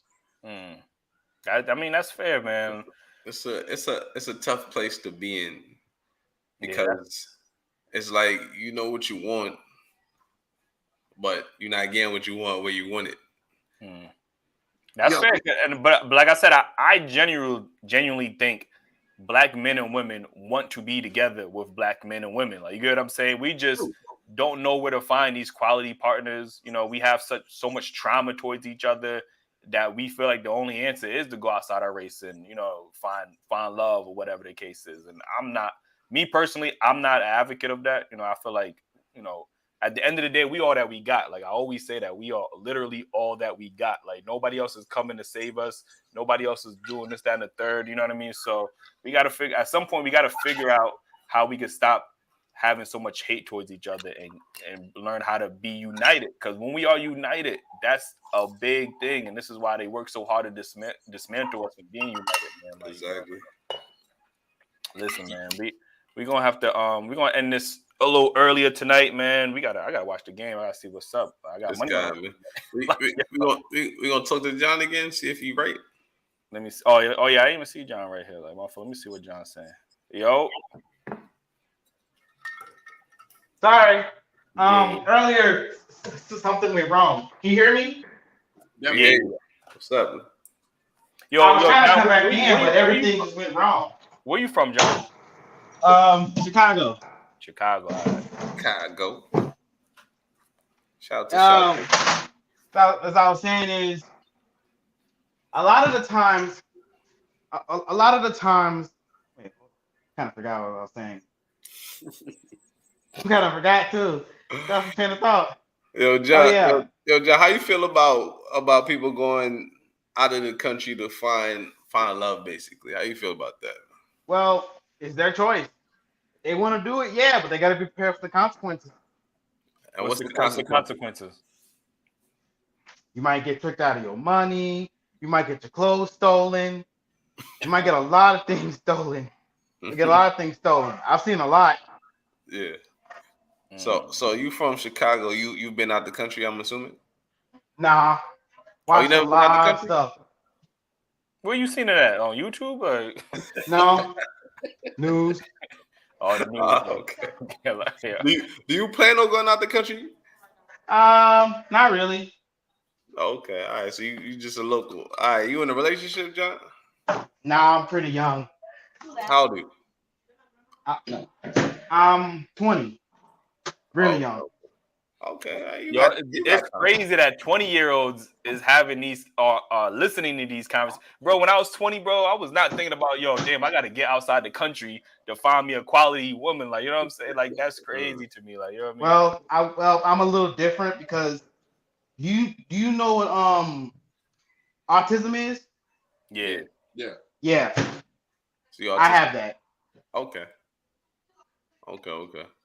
So I mean, you can still find love. So my brain is a little wired a little differently for most people. Okay.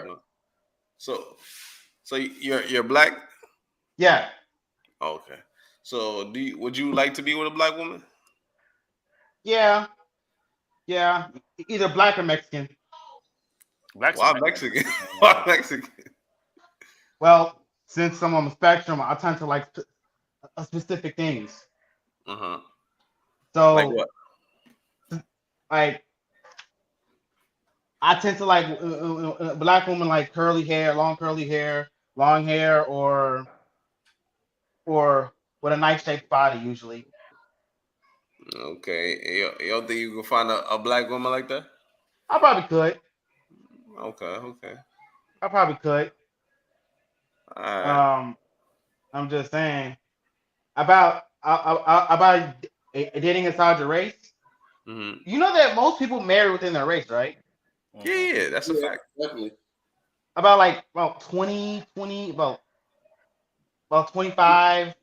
I think it's 20% of people marry outside their race, if I remember correctly. A good percentage of them divorce as well. 80% of divorces are filed by women. I don't even know that. Like, I'm telling you, at 20 years old, bro, I was not thinking about shit like this, bro. Like, I'm just so God did his research. So in tune, like, you know what I mean? Yeah, I'm quite smart, but it tends to get annoying around other people. So John, you watch basketball? Yeah. Who you got winning tonight?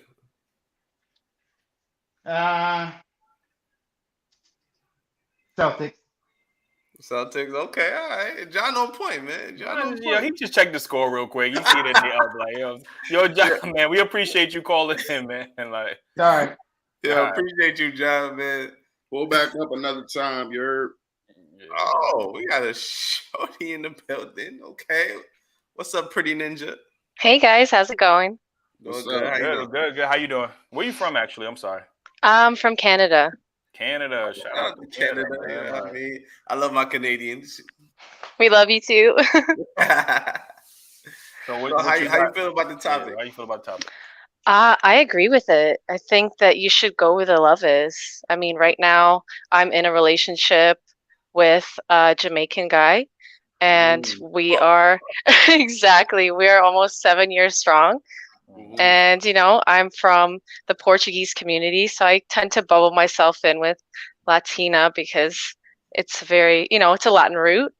And, we were never looking for love or looking for the relationship. It just happened really organically. So, when you're on your purpose and you're doing your thing, good things tend to happen. You tend to attract that same energy, I'm not gonna hold you. Out of any place I've been on the world, the most mixed couple place I've ever seen was in Canada. Like everybody loves everybody over there. Like you see, no, swear to God, it's like the fucking relationship, the interracial capital of the world. Like,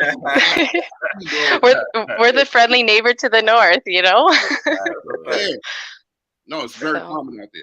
Like, which is cool. I wish the whole world was like that. Like that's a fact. Every time I've been to Toronto, I always say it's the peaceful version of New York. Basically, like that's it. Everything they do, it's like a New York vibe, but it's just peaceful, bro. Like I love Canada. I ain't gonna lie to you. Yeah, and I'm from Toronto, so if the shoe fits. Yeah, I fuck with. Yo, it's so clean in Toronto. They don't got no litter on the streets. Like it was like no litter. I'm like, yo, that shit is clean out there. Like, yo, compared to New York, I don't know, it's a different level. Where's your boyfriend from? Is he also from Canada? He was born in Jamaica, and then he moved here. I believe he was maybe about 5 years old, and he's been here since 5. Okay. All right. So he set up. But I mean, like, we go back home almost to his back home, like almost every year, like his mom and his brother, Yeah. So we still stay very much within, keeping his roots close, keeping the culture close. I learned a lot of, dishes to be cooking for him. So, I think if people put in effort, the most important thing is the effort. Like, no one is perfect, but if you try, then try brings you progress. Yeah, that you said something that's very like just important. Just the fact of trying, like and showing that effort. Like you know what I mean. Like clearly you guys are from 2 different backgrounds, but you made the effort to want to learn his culture and be able to do things that he's already comfortable with. Like you know what I mean, such as the types of foods he eats and things of that nature. So, man, that's definitely it's inspirational. I might need to come to Canada, like so, like, yeah. Shout out right? to you. Absolutely. Well, I'm gonna give some space. Thanks so much for having me on, guys. Thanks for calling in. Yeah, make sure you got join again. Will do. Thanks, guys. Yo, she said she called back home, her home, his home.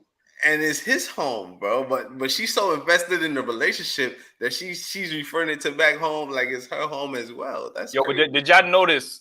We had just had like a brief conversation with this woman, but you see the energy. You know what I mean? That she exuded, the pleasant energy that she exuded. That sounds peaceful. I'm not gonna lie to you. That sound she gives off the energy that I would want to come Canada home. Though. That's Canada though. I would want to come home to that type of energy. Like you get what I'm saying? Like that's just a pleasant energy. Like you know what I mean? So, I know a couple women from Canada, man. They all pleasant. I ain't gonna lie to you, man. Shout out to the Canadian Jones. I know. Shout out to JMM. He said, I think you just have to find love where you can, but don't limit yourself. Indeed. Yeah, that's fair. That's fair, man. I could agree with that, man. You gotta get the fuck out of New York. No disrespect. New York ain't it? Wait, hold on. Let me see this. Dan, what Trail 5, man? He said something about New York, man. Hold on. Let me see if I can find that, man. Nah, I can't see that. But he tried to say New York stink, man. Like which is it might be understandable for people that don't live in New York. We probably used to it and shit like that. But only we could talk about New York because we from New York. You know let me see. Yo. Hey. What's good, Wrap-Up Crew. What up? Same old. What's up with you? I'm good, man. Where you from? Well, originally I'm from East Africa, Tanzania. Where you live now? Right now I'm in Virginia. Virginia, okay. Okay. Nice. Shout out to VA. So what's your thoughts on the topic? Before we get into it, now, who you got winning tonight? I really don't follow up on basketball. That's the thing. Oh, okay. I can I can see what you're trying to do, Yo, but just say the Heat, man. Just say the Heat. That's all. Like, yeah, that's what I see. Like you're trying to make me say something I'm not sure of. It's whatever you feel, man. It's whatever you feel. All right. But So how you feel about the topic, man? So this is mostly from, I would say, American men, without even distinguishing either black or white or whatever race or color you are. Right. As you saw, the previous lady from Canada, you yourself attested to the fact that when you go there, everyone loves everyone. Mm-hmm. So when you come back to my country, I know we don't have a lot of black tourists from America and so on and so forth. Most of them that come there are white. So that's what we're used to seeing, you know.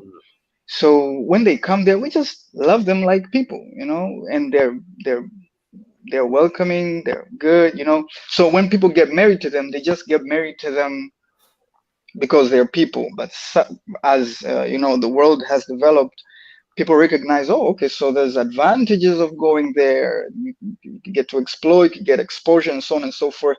So it became a big deal to get married to a tourist. But right now, say second or third world countries, women know that you guys are going there. Women know that, and they will exploit that if you're not, you know, right up top. So you need to make sure that. What's the difference, real quick? Because you're saying black men will get exploited if they go to like these countries. Not only black men. Not only black men. Yep. Okay. All right. All men from say. You said white tourists coming to Tanzania. You saying, right?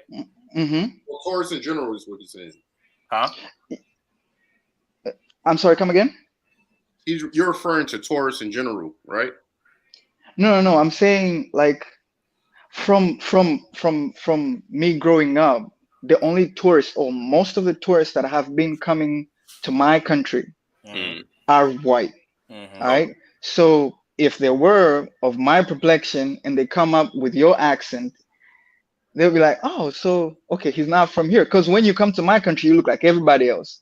So I'd come towards you and speak to you in Swahili, and you'd be like, what's this dude saying? Right. So most of the times the tourists who can afford to come are white. So that's why I'm saying, like, I got that part, but where there was a discrepancy. You didn't say that the white tourists get taken advantage of, but you said they do go out and okay, all right, no problem, all right. They do, both male and female. Both male and female, they do get bamboozled into getting married to a local, and then say they come here, that local be like, all right, I'm already here. They'd stay with them a few years, and then they'd separate for whatever reasons, you know, once they get enlightened with the ways of being here. So do you think, in general, do you think as a black man from America, you would go to your country and find true love? Yes, you can, but you have to be wise to begin with. You cannot just pick any black man and then you gotta follow through the scammers, basically. Absolutely. For example, in my city, I live in, say, the business hub of my country. It's in Dar es Salaam. It's like the New York of my country. So if you go there, you will get scammed into things that you would be like, okay, I think we're going somewhere, but not really. Not really. They know what they're doing. They're in the game. But you might also meet someone in the same city looking fine, you know, and then they're straight. You know, they know what they want, and when they see you and they know your background and so on and so forth, they'll see it's a miracle from God, and they'll be like, I'm glad to have you, you know? So what tips you got for somebody that's our complexion traveling to your country to find somebody as far as relationships are concerned, or in general? Yeah, as a relationship, say you go there looking for a woman and that you want to take seriously. Okay, take your time when you get there. Take your time, study the culture, study our ways of living, study the different tribes and clans, so that you can know who behaves how and who is adaptable, who is more in tune with the finer things of going outside of their country. The only thing I would advise you not to do is, if she's educated, if she's hard-headed in some manner or form, if she knows how to express herself, if she has a certain agenda, you might not have figured it out yet, but you think there is, she was gonna come here and turn her back on you, the same way the ladies here do it. Then the next thing I'd advise is, after you take your time, go through her background, get to know her family, get to know her friends, get to know the places she hangs out, and vet it. Make sure it's not a makeup life, a life she's conjured up just to appease you, or just to make sure that you believe that this is really her, while it's not. So they will do that. And I'm not saying this is a majority of the women. I'm saying cases like that can happen. And when they happen, it makes my people, and when I say my people, I mean the people from my country, look like, when you go there, man, you're not gonna get a wife. You're gonna get a gold digger. Let me ask you a question. Yeah. Do you often hear men in your country express like that they're frustrated with their women and they need to go outside of their country or continent to find other women? No, that hasn't happened. It happened, say, early 2000s, mid 2010s, and 90s, maybe in 80s. I wasn't born at that time. But what happened is, between different clans or between different tribes, say, we don't have states in my country, we have regions. In those regions, there are different tribes and clans within the tribes. And different tribes have different cultures and different ways of doing the same thing that a different tribe is doing.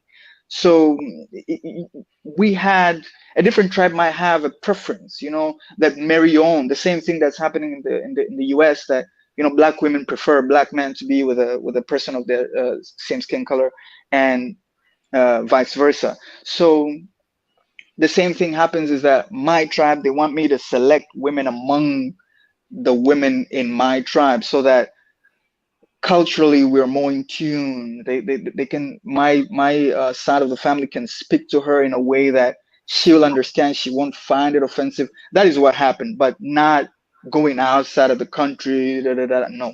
If it happens, it's mostly in towns. And say you meet in, let's say, business or at work or conferences and so on and so forth. That's where, Pan-African love is, as I like to call it, is established. But mostly a man doesn't take deliberate action to say that I'm frustrated with these people, let me go there.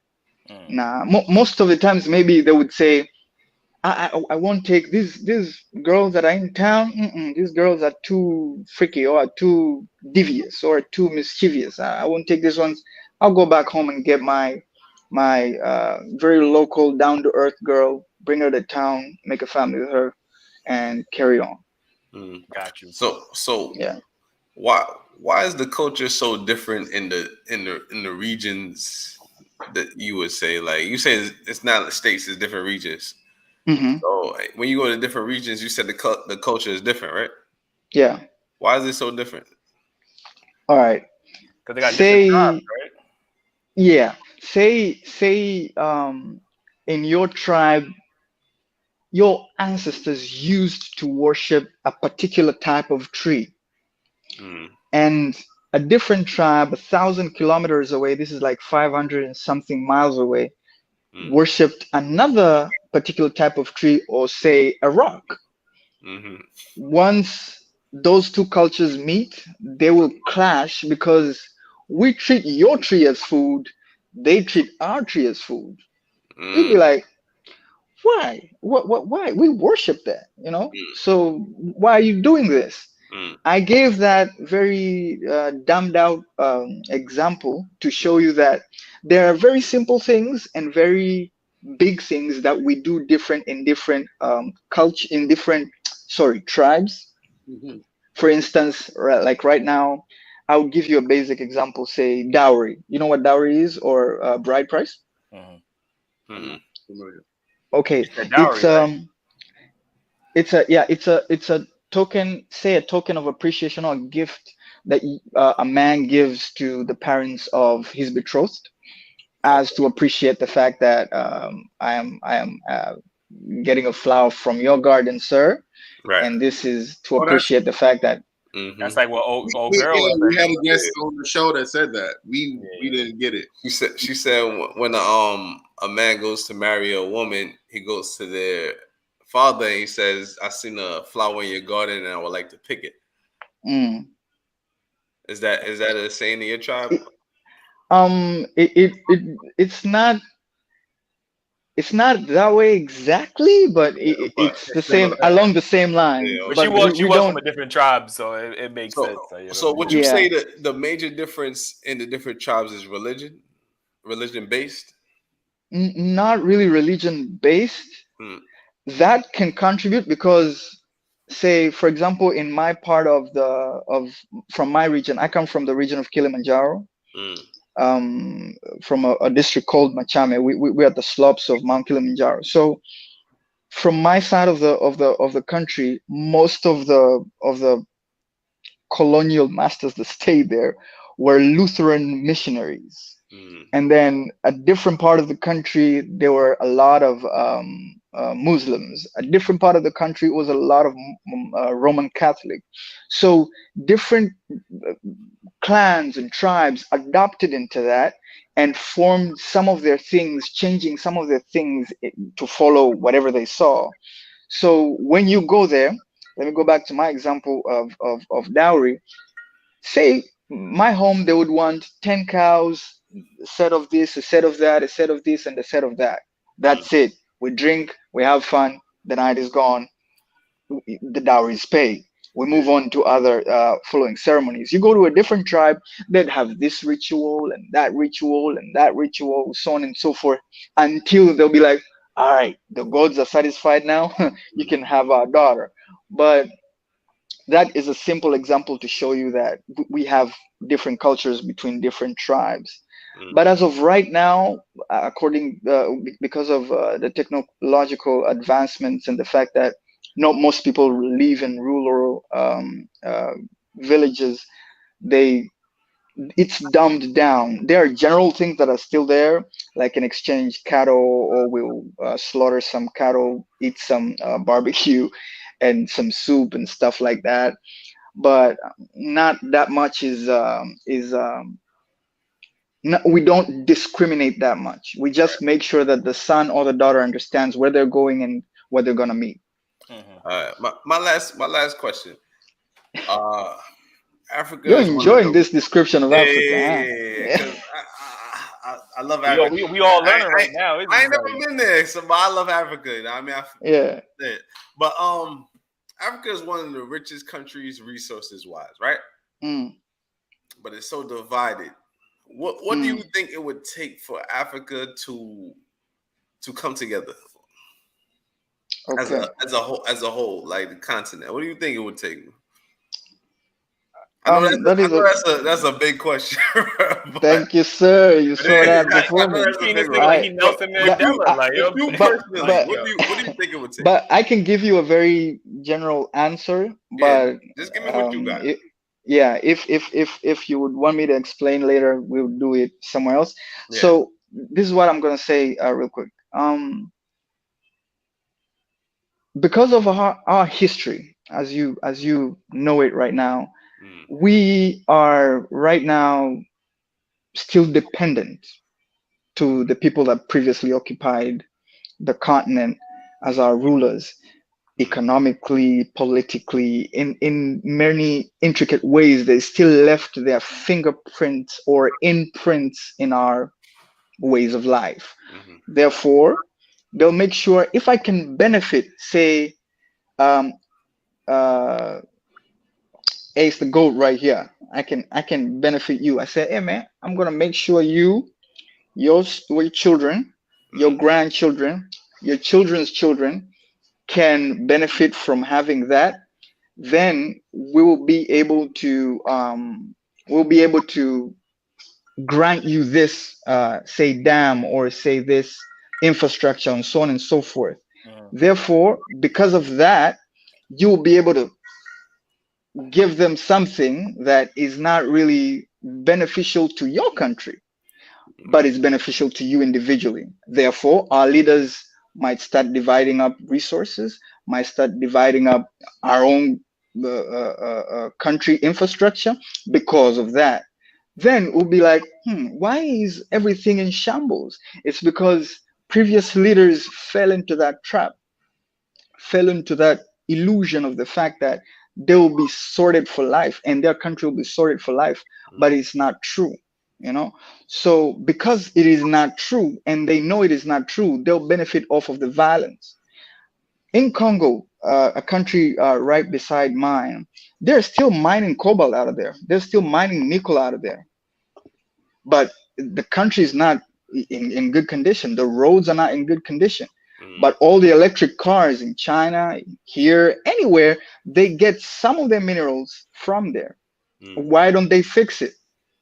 There's something they don't want to get involved in. They don't want to get too personal with it because they know that to solve that problem, it's going to take too much capital. It won't make business sense. So they'll be like, all right, you do you, we're going to do us. Just give us the minerals. We'll see what we can do about giving you the amount of money and so on and so forth. And because we don't have the scientific and technical know-how to mine ourselves, to build factories ourselves, and so on and so forth, we cannot really advance our economy ourselves without depending from outside help. And outside help comes with conditions. So basically corrupt politicians is what it comes down to.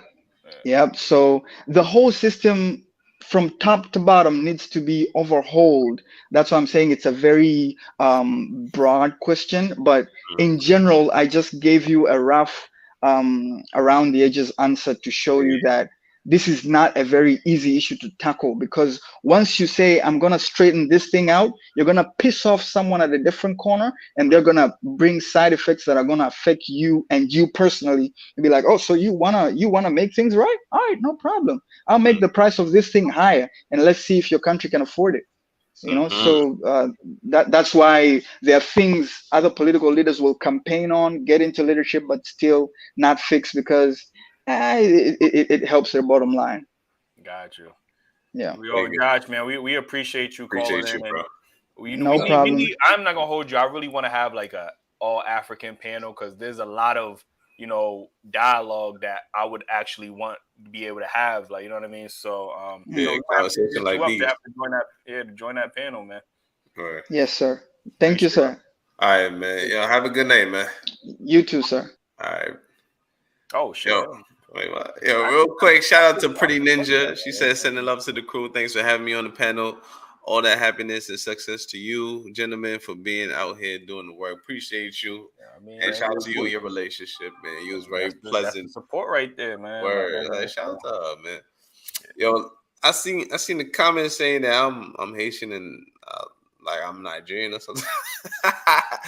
Yo, I'm my parents is from Barbados and Trinidad.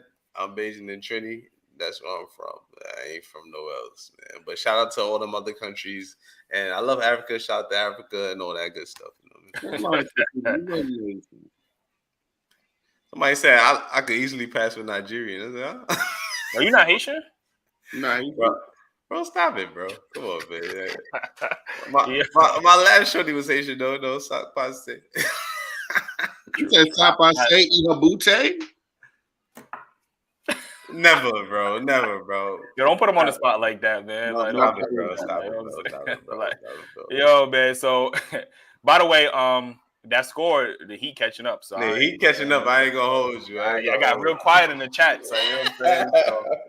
So real quick before we get up out of here. Oh, I didn't even see that one. Vice City Music. Salute to my BK brethren. You already know. On the topic, the show 90 Day Fiance, the couples after 8 seasons, 54% of those couples are still together. Average U.S. marriage lasts 8 years. Culture is key. Yo, I'm trying to think. Did I ever watch that show?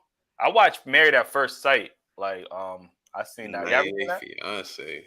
I think it's the same. It's the same concept and shit like that, huh? He said 54% of those couples are still together. So if you marry a woman in 90 days, you got a 54% success rate, is what I'm hearing. Shit, sound like the people that be with people for 15 years got the same percentage. That's what I was going to say. It sounds like the same, damn near the same percentage. Like, you know what I mean? Like, let me get Rashad back on, and then we gonna head up on out of here. But yo, make sure y'all hit that like button, and if y'all want to support, y'all want to donate, y'all get this up on Cash App, Daily Wrap Up Crew, and make sure, Drew, let me see the merch real quick. You know what I'm saying? Yo, make sure I get the merch, dailyrapupcrew.com, man. Yo, we just designed a new shirt, by the way. I'm gonna put some pictures out, but make sure y'all go and cop that, man. Like, you know, y'all do tag us, you know what I'm saying? Yo, if you cop the merch, join the live with the merch on. That's love, man. Yeah, that would definitely be love right there. Like, you know what I'm saying. So hold on. Yo. What's up, man? What's goody, my boy? Where you from, real quick? Oh, I'm from Philly originally, but I was raised mostly in Harrisburg, PA. Got you. So, what's your thoughts on the topic? I think that we do need to consider traveling abroad, building relationships in other places. I'm not saying we should give up completely on our, dear sisters here in America. But, I get treated well in another country. I got actually 2 chicks in another country. And that's after. How many, 2?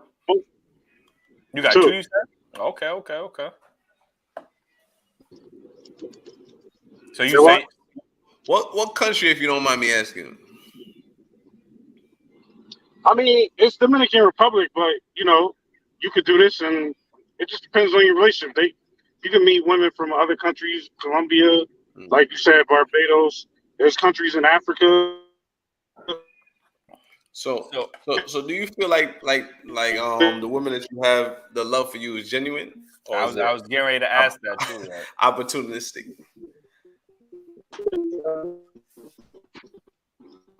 For like 6 years. Yeah, he breaking. Yeah, you breaking up. Yo, hang up and call back. We really got some questions for you, bro. Because I really want to know, man, like how that worked out, like how you feel about that relationship and shit. Nigga said, Jew, have some more energy, man. Like you look Word, man. Yo, take a shot, man. Take a shot. Take a shot with me, man. Take a shot with me, bro. What you say you got over there? Bro, it was nothing in that. There was nothing in that cup, bro. Stop playing. Do say that take a shot with me, bro. Take a shot. And made the empty cup noise. Let me see the bottle in the camera. We gotta take a shot, bro. My son took a shot at air, bro. Like, come on, bro. Take a shot with me, bro. I want to see it pouring in the cup, bro. Like, I'm not doing this, bro. You heard? Take a shot with me, bro. We out here. What Eli drinking? Water? Yeah, I got. What Eli? What you drinking? Listen, y'all know I'm on my fitness shit, man. Stop playing. Oh, I ain't gonna. Nigga lying. They got a burger right there under the camera. Yo, let me see. Oh, this one taking forever. Let me see if it load up. Shit, loading? I ain't never seen it do this before. Like, word. Next. Yeah, all right. We gonna end it off with Rashad real quick, and then we're gonna good, John. Are you in the crib, buddy? Yeah. Hey, my fault about what happened earlier, man. My shit overheated and closed the app and shit. You feel me? Wait, you got an Android? Yeah. I knew it, man. I knew it. Hold on. Which Android you got, though? I got the Galaxy S9 Plus. See, he got an old Galaxy. That's Galaxy though. S9 is old though, bro. S9 is old. The same way your bum ass. It might be dangerous right now, bro. Jew phone That shit don't even charge no more, bro. He got like an iPhone 5, bro. Like, so here we go. We out here. But it ain't blow up on him, though, so he good. He ain't blow up on him either. Yo, hey, stop throwing Android shade, bro. You feel me? I got an Android too, bro. I'm trying to stick up for you, bro. I got an Android too. It's you iPhone niggas, bro. Y'all niggas. I gotta deal with this every day, bro. I gotta deal with this every day. I ain't gonna hold you. Android is the bomb. I ain't gonna hold you. Wow. Yo, Rashad, let's get back to this topic real quick. Yeah. Oh man. But nah, about the traveling. Like I said before, yeah, I think brothers should get out there and spread their wings. You feel me? You know what I'm saying? Doing what they got to do. Maybe if it can't happen, you know what I'm saying, when you out dotting around in other countries, you know, it could be possible, but you know what I'm saying? We ain't trying to have Jew energy just yet, you know what I'm saying? He got that rich nigga mentality, just fucking bitches and leaving this shit, yeah.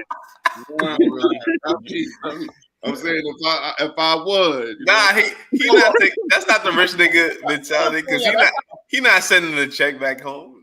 Oh yeah, thanks. Most dudes thinking like that. They like, they're not going to care about. I'm not saying they probably having sex with unprotected, but they living their life back in America however they want, and they got those shorty doing whatever they want. You trying to be an international Pookie? That's what you're trying to be.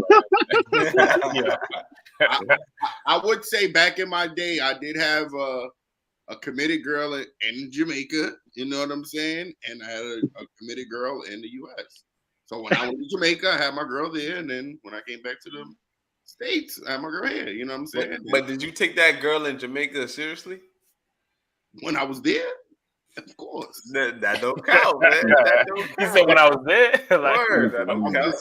But if y'all saying y'all thinking dudes is going out, let me go fly to DR and I'm gonna find love. No, if it happens organically, then whatever. But if that person can't travel back with you, and you got to go through a whole fucking paperwork besides marriage, chances are slim.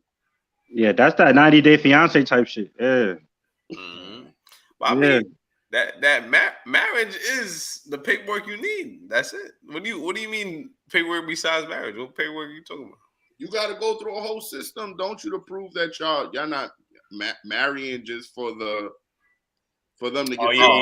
That is true. Yeah. They need they privy to the game, like, you know what I mean. So you got to make it look believable, like, So they be on that for real. Yeah. If you marry somebody that's not a citizen, they come check up on you, make sure they living with you, and there's real love and all that stuff. But that's not their business after that, though, right? Like, I mean, it's business if that's not really your wife. If that's really your wife, because they know you try to just use that marriage for U.S. citizenship, like, you know what I'm saying. So, but it do got some people that's paying real money for that. I ain't gonna lie to you, man. I mean, I know. Now that you said that, I know a couple of people right now that's doing that. You know what I mean? So let me think of doing that. Oh, word! Tell me who it is so I can get some money from them. I got you off air, like, you know what I'm saying. Hey, hook me up too, bro, just in case.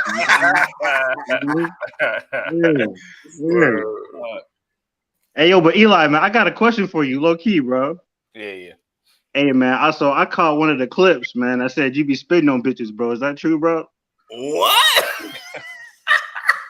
You be spitting on bitches, bro. That is true, but I want to know what clip that is, bro. Like, I'm trying to think of what clip that is. Yo. What? Nah, because you was talking about how you spitting on women, bro. What the hell? What clip was that? Refresh my memory real quick. That was the clip that you was talking about faking orgasms and shit, faking a nut. Nah, he said he's spitting. I be spitting on their back. You make it look like he's spitting on their back. Yeah, he said that has happened to me a couple of times. I ain't gonna hold you, like, I'm saying. Wait, Eli, you spit on her? Yo, Rashad brought that shit up all wrong. Come on, bro. Oh yeah, I did. Yeah, because I'm thinking you saying spitting in her mouth, and I'm like, I mean, I don't think I never did that on the show. Like, you gotta get the nigga canceled and me too at the same time. Yeah, my fault. I mean, yeah, you know what I mean. Sometimes you gotta make it believable. Like, women want to see the woman I've dealt with. They want to see the evidence. And wait, so Eli, So if you hitting shorty from the back, you spit on her back and pretend like you done it. Nigga said, yo, bro. What are we talking about right now, man? Before we get off this live, Eli not keeping it real with y'all. He really spitting in her ass. That's the only way. Yo, Jew, we gonna end the show, man. End the show. That's what we doing, Jew. Like, yeah, it's on people's backs. Yeah, we know a part of the back. Yo, I don't even know how to proceed with this conversation right now because I feel like everywhere I'm gonna proceed, y'all gonna flip it. Like, you know I know what you're talking about, bro. But yo, shout out to JM. He said date somebody from a third world country, more chance they are being opportunistic. If you meet someone from a developed country, it might be more real. I can see that. Yo, Rashad, man, we're gonna let you go. We got one more guest that we're gonna try to get to, but we appreciate you, man. All right, man. Y'all be smooth, man. All right, next time, all right, Rashad, yo. Appreciate you. Appreciate Rashad, man. He always in the live. Yeah, Rashad always be supportive. Hey, what's up, peeps? Can y'all hear me? Yes, we can hear you. You said you live in the Philippines, you said, right?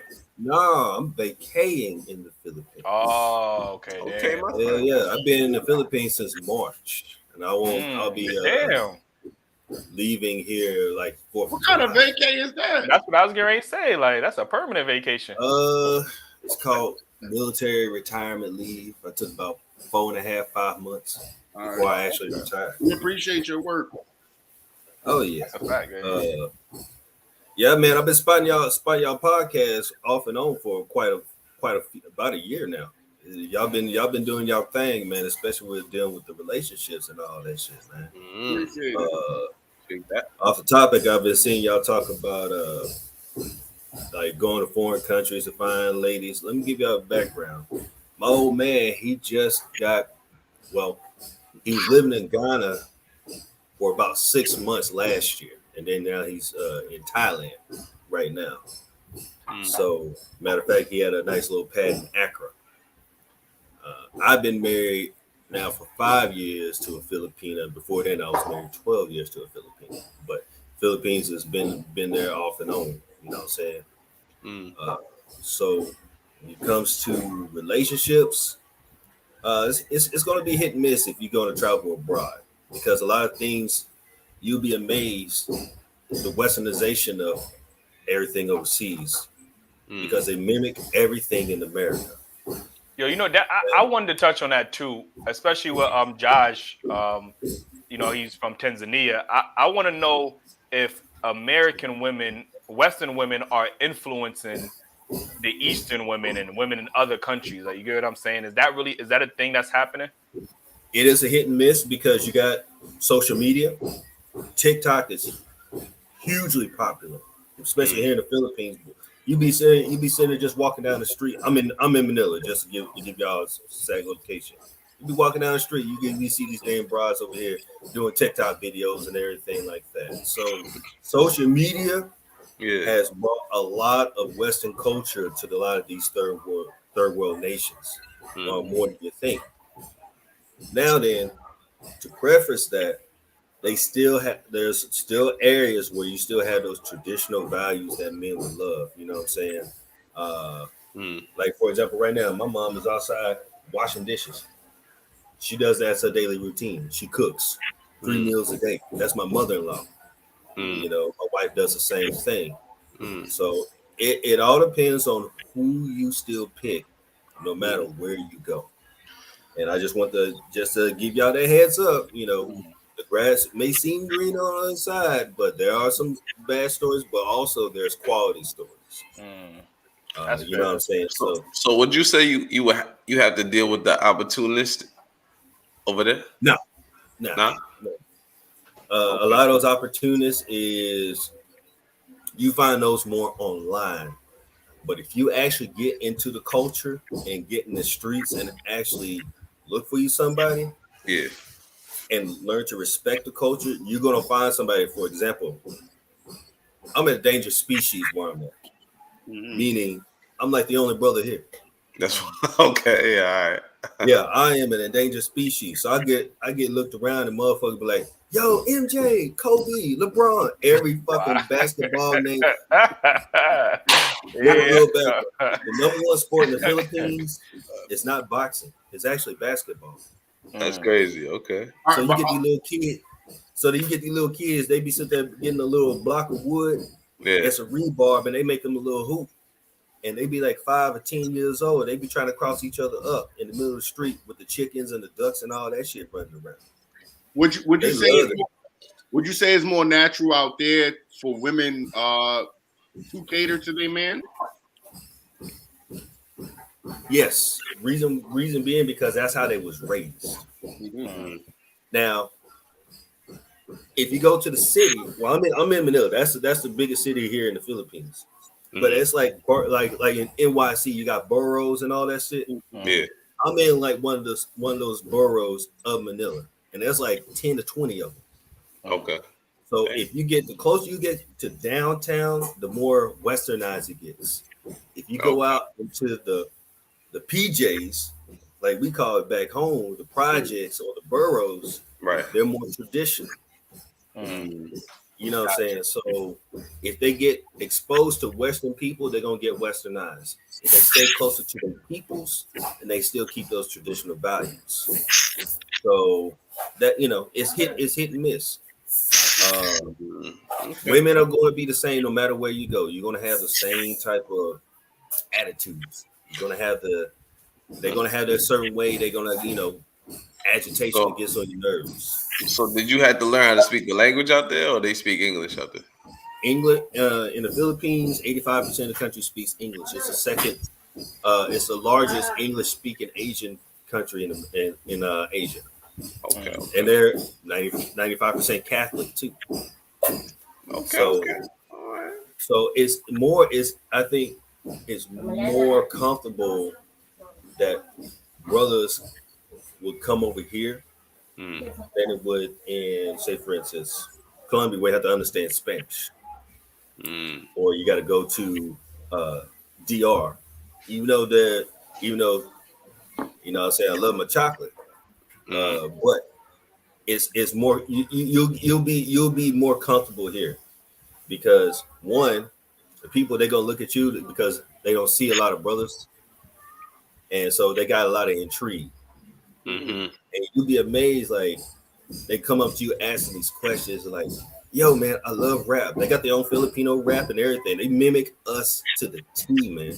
They got their own trap music, they got their own everything, man.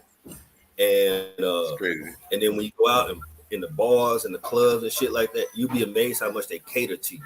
They see a brother and they like, yeah, he about to pop something off. Let me go ahead and play the music he like. And they see, they playing the same shit that you hear on the radios every day in the United States.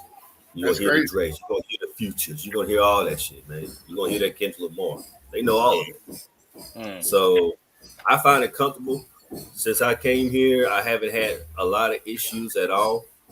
But it's not my first go around. Would you say there's any negatives to being out there? Any downside? If you don't like hot weather, then you need to get your ass off away from here. Hey, before y'all said I was next on this podcast, I was in a straight up no t-shirt on, just straight up raw. But like I said, there's gonna be negatives where there's women that will look at you side-eye because they like to be with their own peoples. And you won't get that everywhere you go. You know what I'm saying? You're gonna get that everywhere you go. Right. But that's the minority. Majority, if you respect them, they're gonna respect you. If you come across a shawty and they be like, hey, hello, how you doing and stuff like that. Yeah. Oh yeah, there's 3 more coming right next to you about to ask you some questions like, are you single, blah blah blah, all that stuff, right? Now out of that, you may get like maybe one that may be an opportunist. The other 3 though will be like, man, I've never seen this tall brother in their life, because the average Filipino is like between 5'6" and 5'9". So you giant over here. So is that more? Wouldn't that be more like fetishizing? Like they got a fetish for black guys? No, actually no, because if you look at the history, for example, you look at the historic back, especially in Southeast Asian countries. Yeah. If you look at the historical background, for example, for the Philippines, the Spaniards back in the day used to call them the Gritos, and that means little black people. A Filipino stands outside in the sun, work out in a rice paddy field, sort of like our ancestors back in the day when we was doing the Trans-Pacific slave trade. Right. There's some Filipinos darker than you. They used to call them Atas, but they're just small. So a lot of that is intrigue. They don't know anything about like they'll fantasize dating a white man before they'll sit there and fantasize dating a brother. If that makes sense. A little bit of that colorism come into play because they still correlate white with wealth. Got you. They'll correlate brothers as in, all right, he got some bread, but and that's what that's what I was thinking about too, real quick, when Josh was talking about how the white tourists come to Tanzania, and then but that's how white men are very much viewed, like across the world. Like he said, white is wealth. So no matter what whatever country a white man goes to visit, the women there are going to look at white men because they put white men on a pedestal. You get what I'm saying? So it's just different. Like I said, that's a culture change with that. Like I've had a lot of conversation with a lot of Filipinas, and I answer those questions. I'm like, why do y'all bleach y'all skin? They're like, I don't know. That's the answer they give me. It's like, I don't know. I'm like, y'all do realize that while y'all bleaching y'all skin, these white women in America, they're trying to get tans. That's a fact. So, and they asked me, it's like, why? I'm like, because they're trying to get that Moreno color. They're trying to get closer to associate with us, but not be us. That melanin, man. And people, it's crazy because we talk about bleaching. We talk about bleaching often with African communities or Caribbean communities, but Asian people are very much into bleaching just as much, if not even more, than African and Caribbean countries. Like, you know what I mean? And people don't really understand that. Straight facts, man. You got deodorant, you got the bleaching soaps and stuff like that. I literally had told these bras, I'm like, look, these white men, they ain't looking for a white woman. They came to the Philippines to look for a Filipina. And what's a Filipina? What color are they? Oh, well, we're sort of dark. I'm like, yeah. So why don't you be proud of your skin? And if you get out in the sun, guess what happens? A lot of them like when they walk out with the umbrellas and stuff. Yeah, we put the umbrella so we don't get darker. I'm like, but why? Because we ain't trying to get darker. I'm like, but that's not what people want. People want you in your natural skin. People want you to get darker. Matter of fact, I had to do the old saying with the blacker the berry, sweeter the juice. I'm like, I would pull you, the one that has that darker complexion, over you that looks like you're trying to get white. Because to me, you look fake. But this one right here is natural Filipino. You know what I'm saying? Be you, be real. Don't be anybody else. Everybody else come to your country because they like the intrigue of you, your natural beauty. Not you trying to be somebody else that you're not. That's true. You're not over here eating freaking potato salad and raisins. You over here eating chicken and rice. So why would you try to sit there conform to potato salad and raisins when you know good and well you're gonna put up a spoon and a fork and eat some fucking fried chicken and rice? So let me ask you a question. In Asian countries, they got this stigma of pretty much eating, everything under the sun. So is there any like new dishes that you've tried since you've been out there? No, only stigma is for brothers. So for women, they got the intrigue. For men, on the other hand, they still will fear us because what they see in media. Okay. I'm tall. I'm 6'3". Okay. Average Filipino is 5'6", 5'7". Okay. I come out in the airport and everybody's like, either they get the, hey, you play basketball. No wonder they think you Michael Jordan. Yeah, you know what I'm saying? So, it's a mixed bag of apples. But as soon as you actually have a conversation with them, they're like, oh, he's a safe Negro. We're going to talk to him. Yeah. Okay. I'm like, what's up? Okay. All right. But yeah, I enjoy it. I would tell this for brothers in the States, and listen to me well. Build your wealth when you're younger. Yeah. So as you get older, you get the joy doing things in life that it doesn't confine you to where you're at. A lot of brothers stay at home. Mm-hmm. And I'm telling you right now, there is over 7 billion people on this planet. Out of 7 billion people, 5.3 are women. 5.3 billion are women. God damn.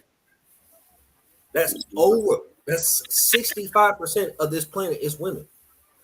You do not have to confine yourself to where you come from. Mm-hmm. If you're tired of dealing with this type of attitude, this type of behavior, first of all, you should be dealing with anybody if your pockets are thin. You should be out there hustling and grinding. And then when you're able to do so, go out and see the world. And then you come back with your own conclusions in life. Straight up facts. I learned that when I was 19. My first duty station was in Korea. From Korea, I went from Thailand. I went to Europe. I went South America.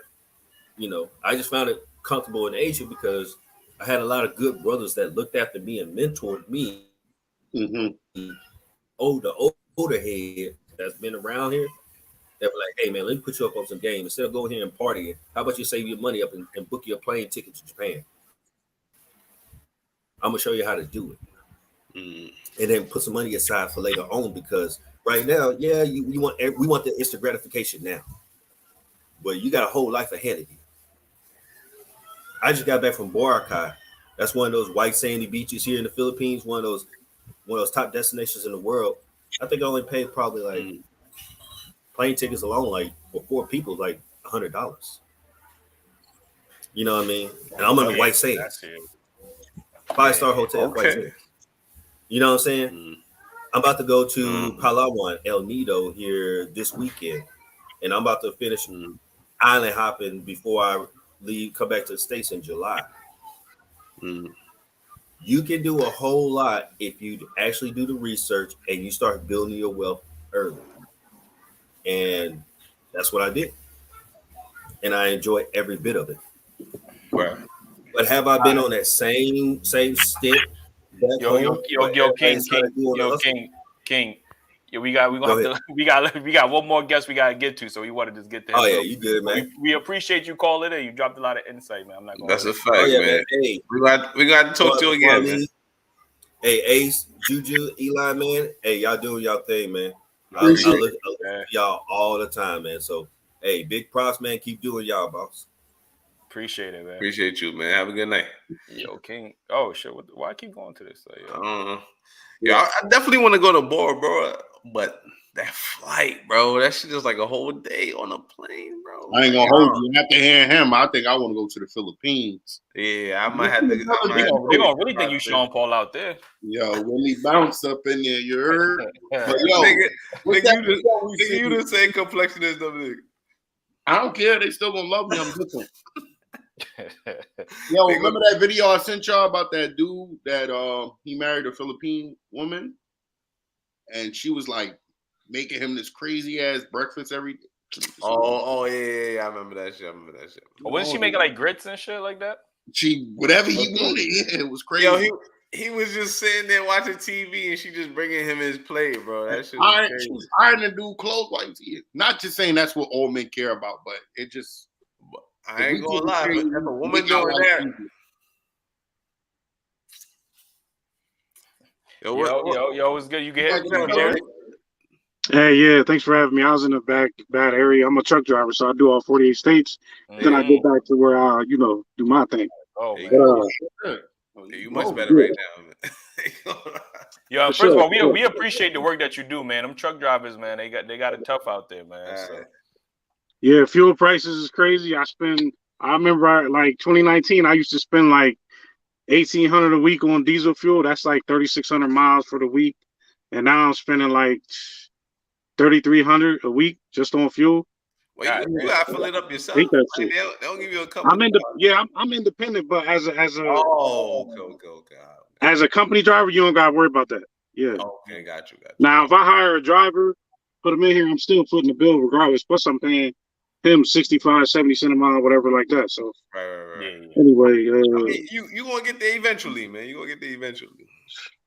Speaking of which, this whole thing about what's that phrase they use? Diverting, or what is it? Divesting? Yeah, divesting. Yeah.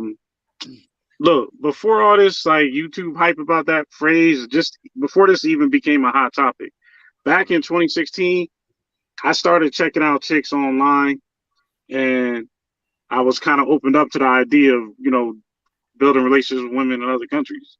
And then finally, years later, I started to go to DR and actually make it tangible. So I kind of been dealing with them since 2016, but seriously, and like paying bills and stuff, I would say 2019, and actually going out there 2020. So my thing is, I think that previous brother, he had mentioned, like, no matter where you go, women going to have attitudes. They going to be hypergamous. They looking for opportunity, whatever. But at the same time, I think as us being men, the responsibility does fall back on us if we want to take her serious. Okay. So I know people feel like you got to question and wonder what their motives are because you're American and you don't know if they with you for the real reason and everything. Well, you got to get in there and figure it out. And you got to take risks. Every relationship is a risk. I take my risks and I look at, what I'm willing to, do. And if she's worth it, if she's compliant, submissive, helpful, resourceful, if I see she got a vision for her life and I'm feeling her like that, then I look at her like, I might make that investment. It just depends on the person. Now, it makes sense what you're saying because a lot of men are saying, well, if I have to provide, pay the bills, be the leader, do all of this gender role stuff that men are known to do, I'd rather be able to get what I want in the quality of woman. Like some guys feel in the States, well, I'm doing all of this and I'm still getting like pushback from my woman. She's still nagging. She's still being combative. So I'd rather just go and invest my money somewhere else. At least, they might be, hypergamous or whatever the case is, but at least I know I'm gonna get a cooked meal. At least I know I'm gonna get sex when I want it. At least I know I'm gonna get, you know what I mean? So I guess there's trade-offs that certain men they feel like they're willing to make, when they go outside of their country. Yeah, I mean, I be saying some stuff to them that, American women, they not going to take too kindly to stuff I be saying. Like, and then another thing is the code that I live by is in the scripture. So the reason why I have more than one, I'm following a certain protocol that I believe in. And I tell women up front, this is the protocol I go by. This is my vision. This is the roadmap. And if we buy, we connect, whatever, can you get with this? I'm having those conversations early up front. And if she's not with it, I'll just keep it moving. I don't try to change people and all that. Do you also feel like you're comfortable with that situation because of your career? Where you're like constantly moving all the time too. So it's not like you're in a comfortable state at, you always moving around. That's a good question. I'm in transition from PA to Houston. I got all my furniture, my car and everything already in Houston. So I'm looking at places in Houston. But being a truck driver and making the money I make, I feel more in control compared to, I guess, how it might be with an American chick. She not like these chicks. They don't be questioning me about what I'm doing if I'm dealing with another chick and all that. Like they see me as a point of authority. So they don't ask those kind of questions. See what I'm saying? And I do feel like I'm large and in charge, and that's how it should be. But again, I can afford it, and I'm willing to foot the bill, and I'm willing to take responsibility. As far as taking them serious, I take responsibility. for everything. I mean, I'm pretty sure you could probably get that shit in the U.S. too. I mean, I get treated better from them. You might get some talking back though. I ain't gonna. That's neither here nor there. I have zero tolerance for that. My tolerance for that is very minimal. Yeah. I'm not saying I know everything. I know she might know something I don't know, whatever the case. But just the attitude, the tone, stuff I believe in, whether it be in scripture or not, I don't feel like dealing with no talking back ass female. Oh, I'm sorry. I'm not supposed to say that on here. Yeah. They gonna cancel me. I think female is okay. Now, they be canceling people for female. I guess I don't know, man. But like I said, this is why some men feel like that's a trade-off they're willing to take. You know what I mean? I'd rather have a woman that I know is attractive that's going to cater to me as far as what I want, my needs, be submissive, feminine. I'd rather deal with that than have to deal with trying to find a needle in a haystack with some American women. You know what I mean? So. And when he's saying that, like, I don't want women to be on this live and be like, oh, I can't have a voice. No, I believe what he's saying is being combative. You get what I'm saying? Like, it's a difference from having a voice and always want to fucking argue about something. You get what I'm saying? I just got that up because, they definitely would hear that and like, oh, you want me to just listen to everything you say? Nah, we're not saying that. We just don't want to argue about everything. That's a fact. Because communication could be so simple. Sometimes it's not about what you're saying, but it's how you say it. So you can say something, and you can say in the tone that I'm talking in. Because I know in my last relationship, in one of my relationships, every time we had a disagreement, her tone was here, and I'm here all the time. I'm here all the time. You feel me? But her tone used to go ahead like. In the first 30 seconds, I'm like, bro, I'm not yelling at you. You don't have to yell. You can just talk right here, and I'm gonna hear you. Like, that's it. Like, you know what I mean? Yeah, I mean, I don't want to say nothing to get y'all, struck down or nothing, but that's just my thing. Like, I have very low tolerance for stuff like that, so that wouldn't fly with me at all. I'm too successful. I don't have to tolerate it at all. And another thing, I just want to say this for the brothers out there: if you are the type of brother, you got a certain spirituality or religion you live by, particularly for our people, I know it's going to be biblical based. That's how we was raised a lot. And our ancestors technically wrote the Bible, contrary to popular belief. If you got a chick that you really like and she don't respect God's authority, it's not very likely she going to respect your position, your authority and relationship to make final decisions and stuff like that. That's going to be a problem. And I think brothers need to not even entertain those kind of women. You know what I'm saying? Not even smash, because that could turn into a problem too. It's a sacrifice you make to elevate in life. Okay. Certain chicks, you're not going to be able to deal with them. Period. All right. Well, we appreciate you for calling in, man. Like, that was some good insight, man. Like. Appreciate you, man. Stay safe out there on them roads, man. Yeah, yes, sir. All right, we got one more. Should we get to that one more? Should we, wrap this up, man? It's getting kind of. We got one more. We got one more. We can do one more. But he did make a great point that Y'all gonna say one more after every one more. Yeah, we is gonna say after every one more, bro. Like, he did make a great point though about it's just a risk that you're taking. It's like, yo, we taking that risk every day, every date that we go on, because we don't know if that woman is genuinely there for you. These days she could be genuinely there for the food. You know what I mean? So it's like, yo, we taking the risk no matter what. But a point that I brought up to him is that, like I said, when you can have that out here, if you're paying, women gonna listen. You get what I'm saying? Out there, they don't have that choice to really talk back because they want his resources. So I mean, at that point, it's a part of realistic. Yeah, but what you're saying is, and you're saying if you're paying, women going to listen or whatever the case is. I don't necessarily out there.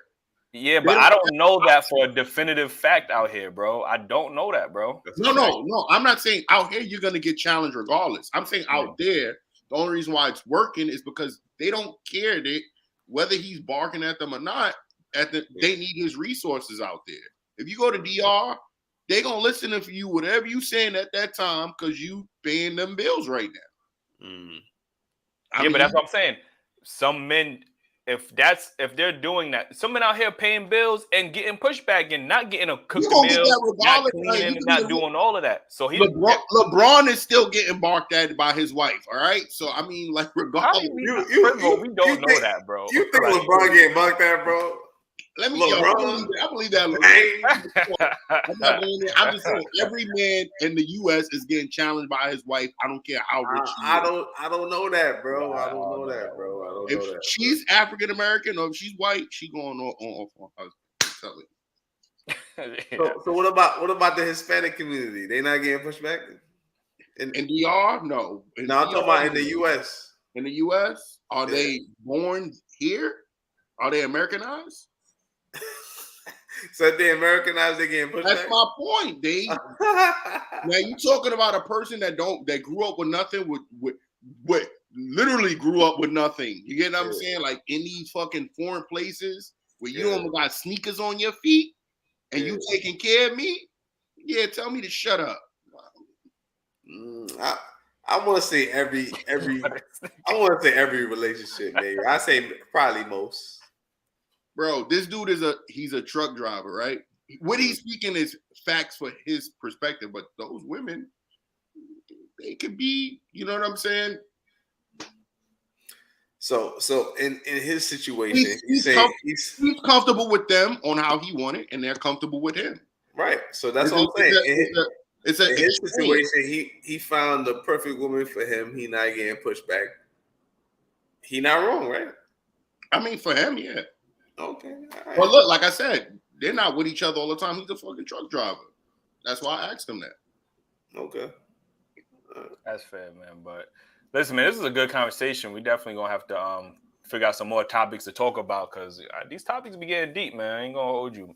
And if y'all didn't already, make sure you hit that like button. And if y'all want to donate or support us, we got trying to figure out a lot of different content. Hit the Cash App up, Daily Wrap Up Crew.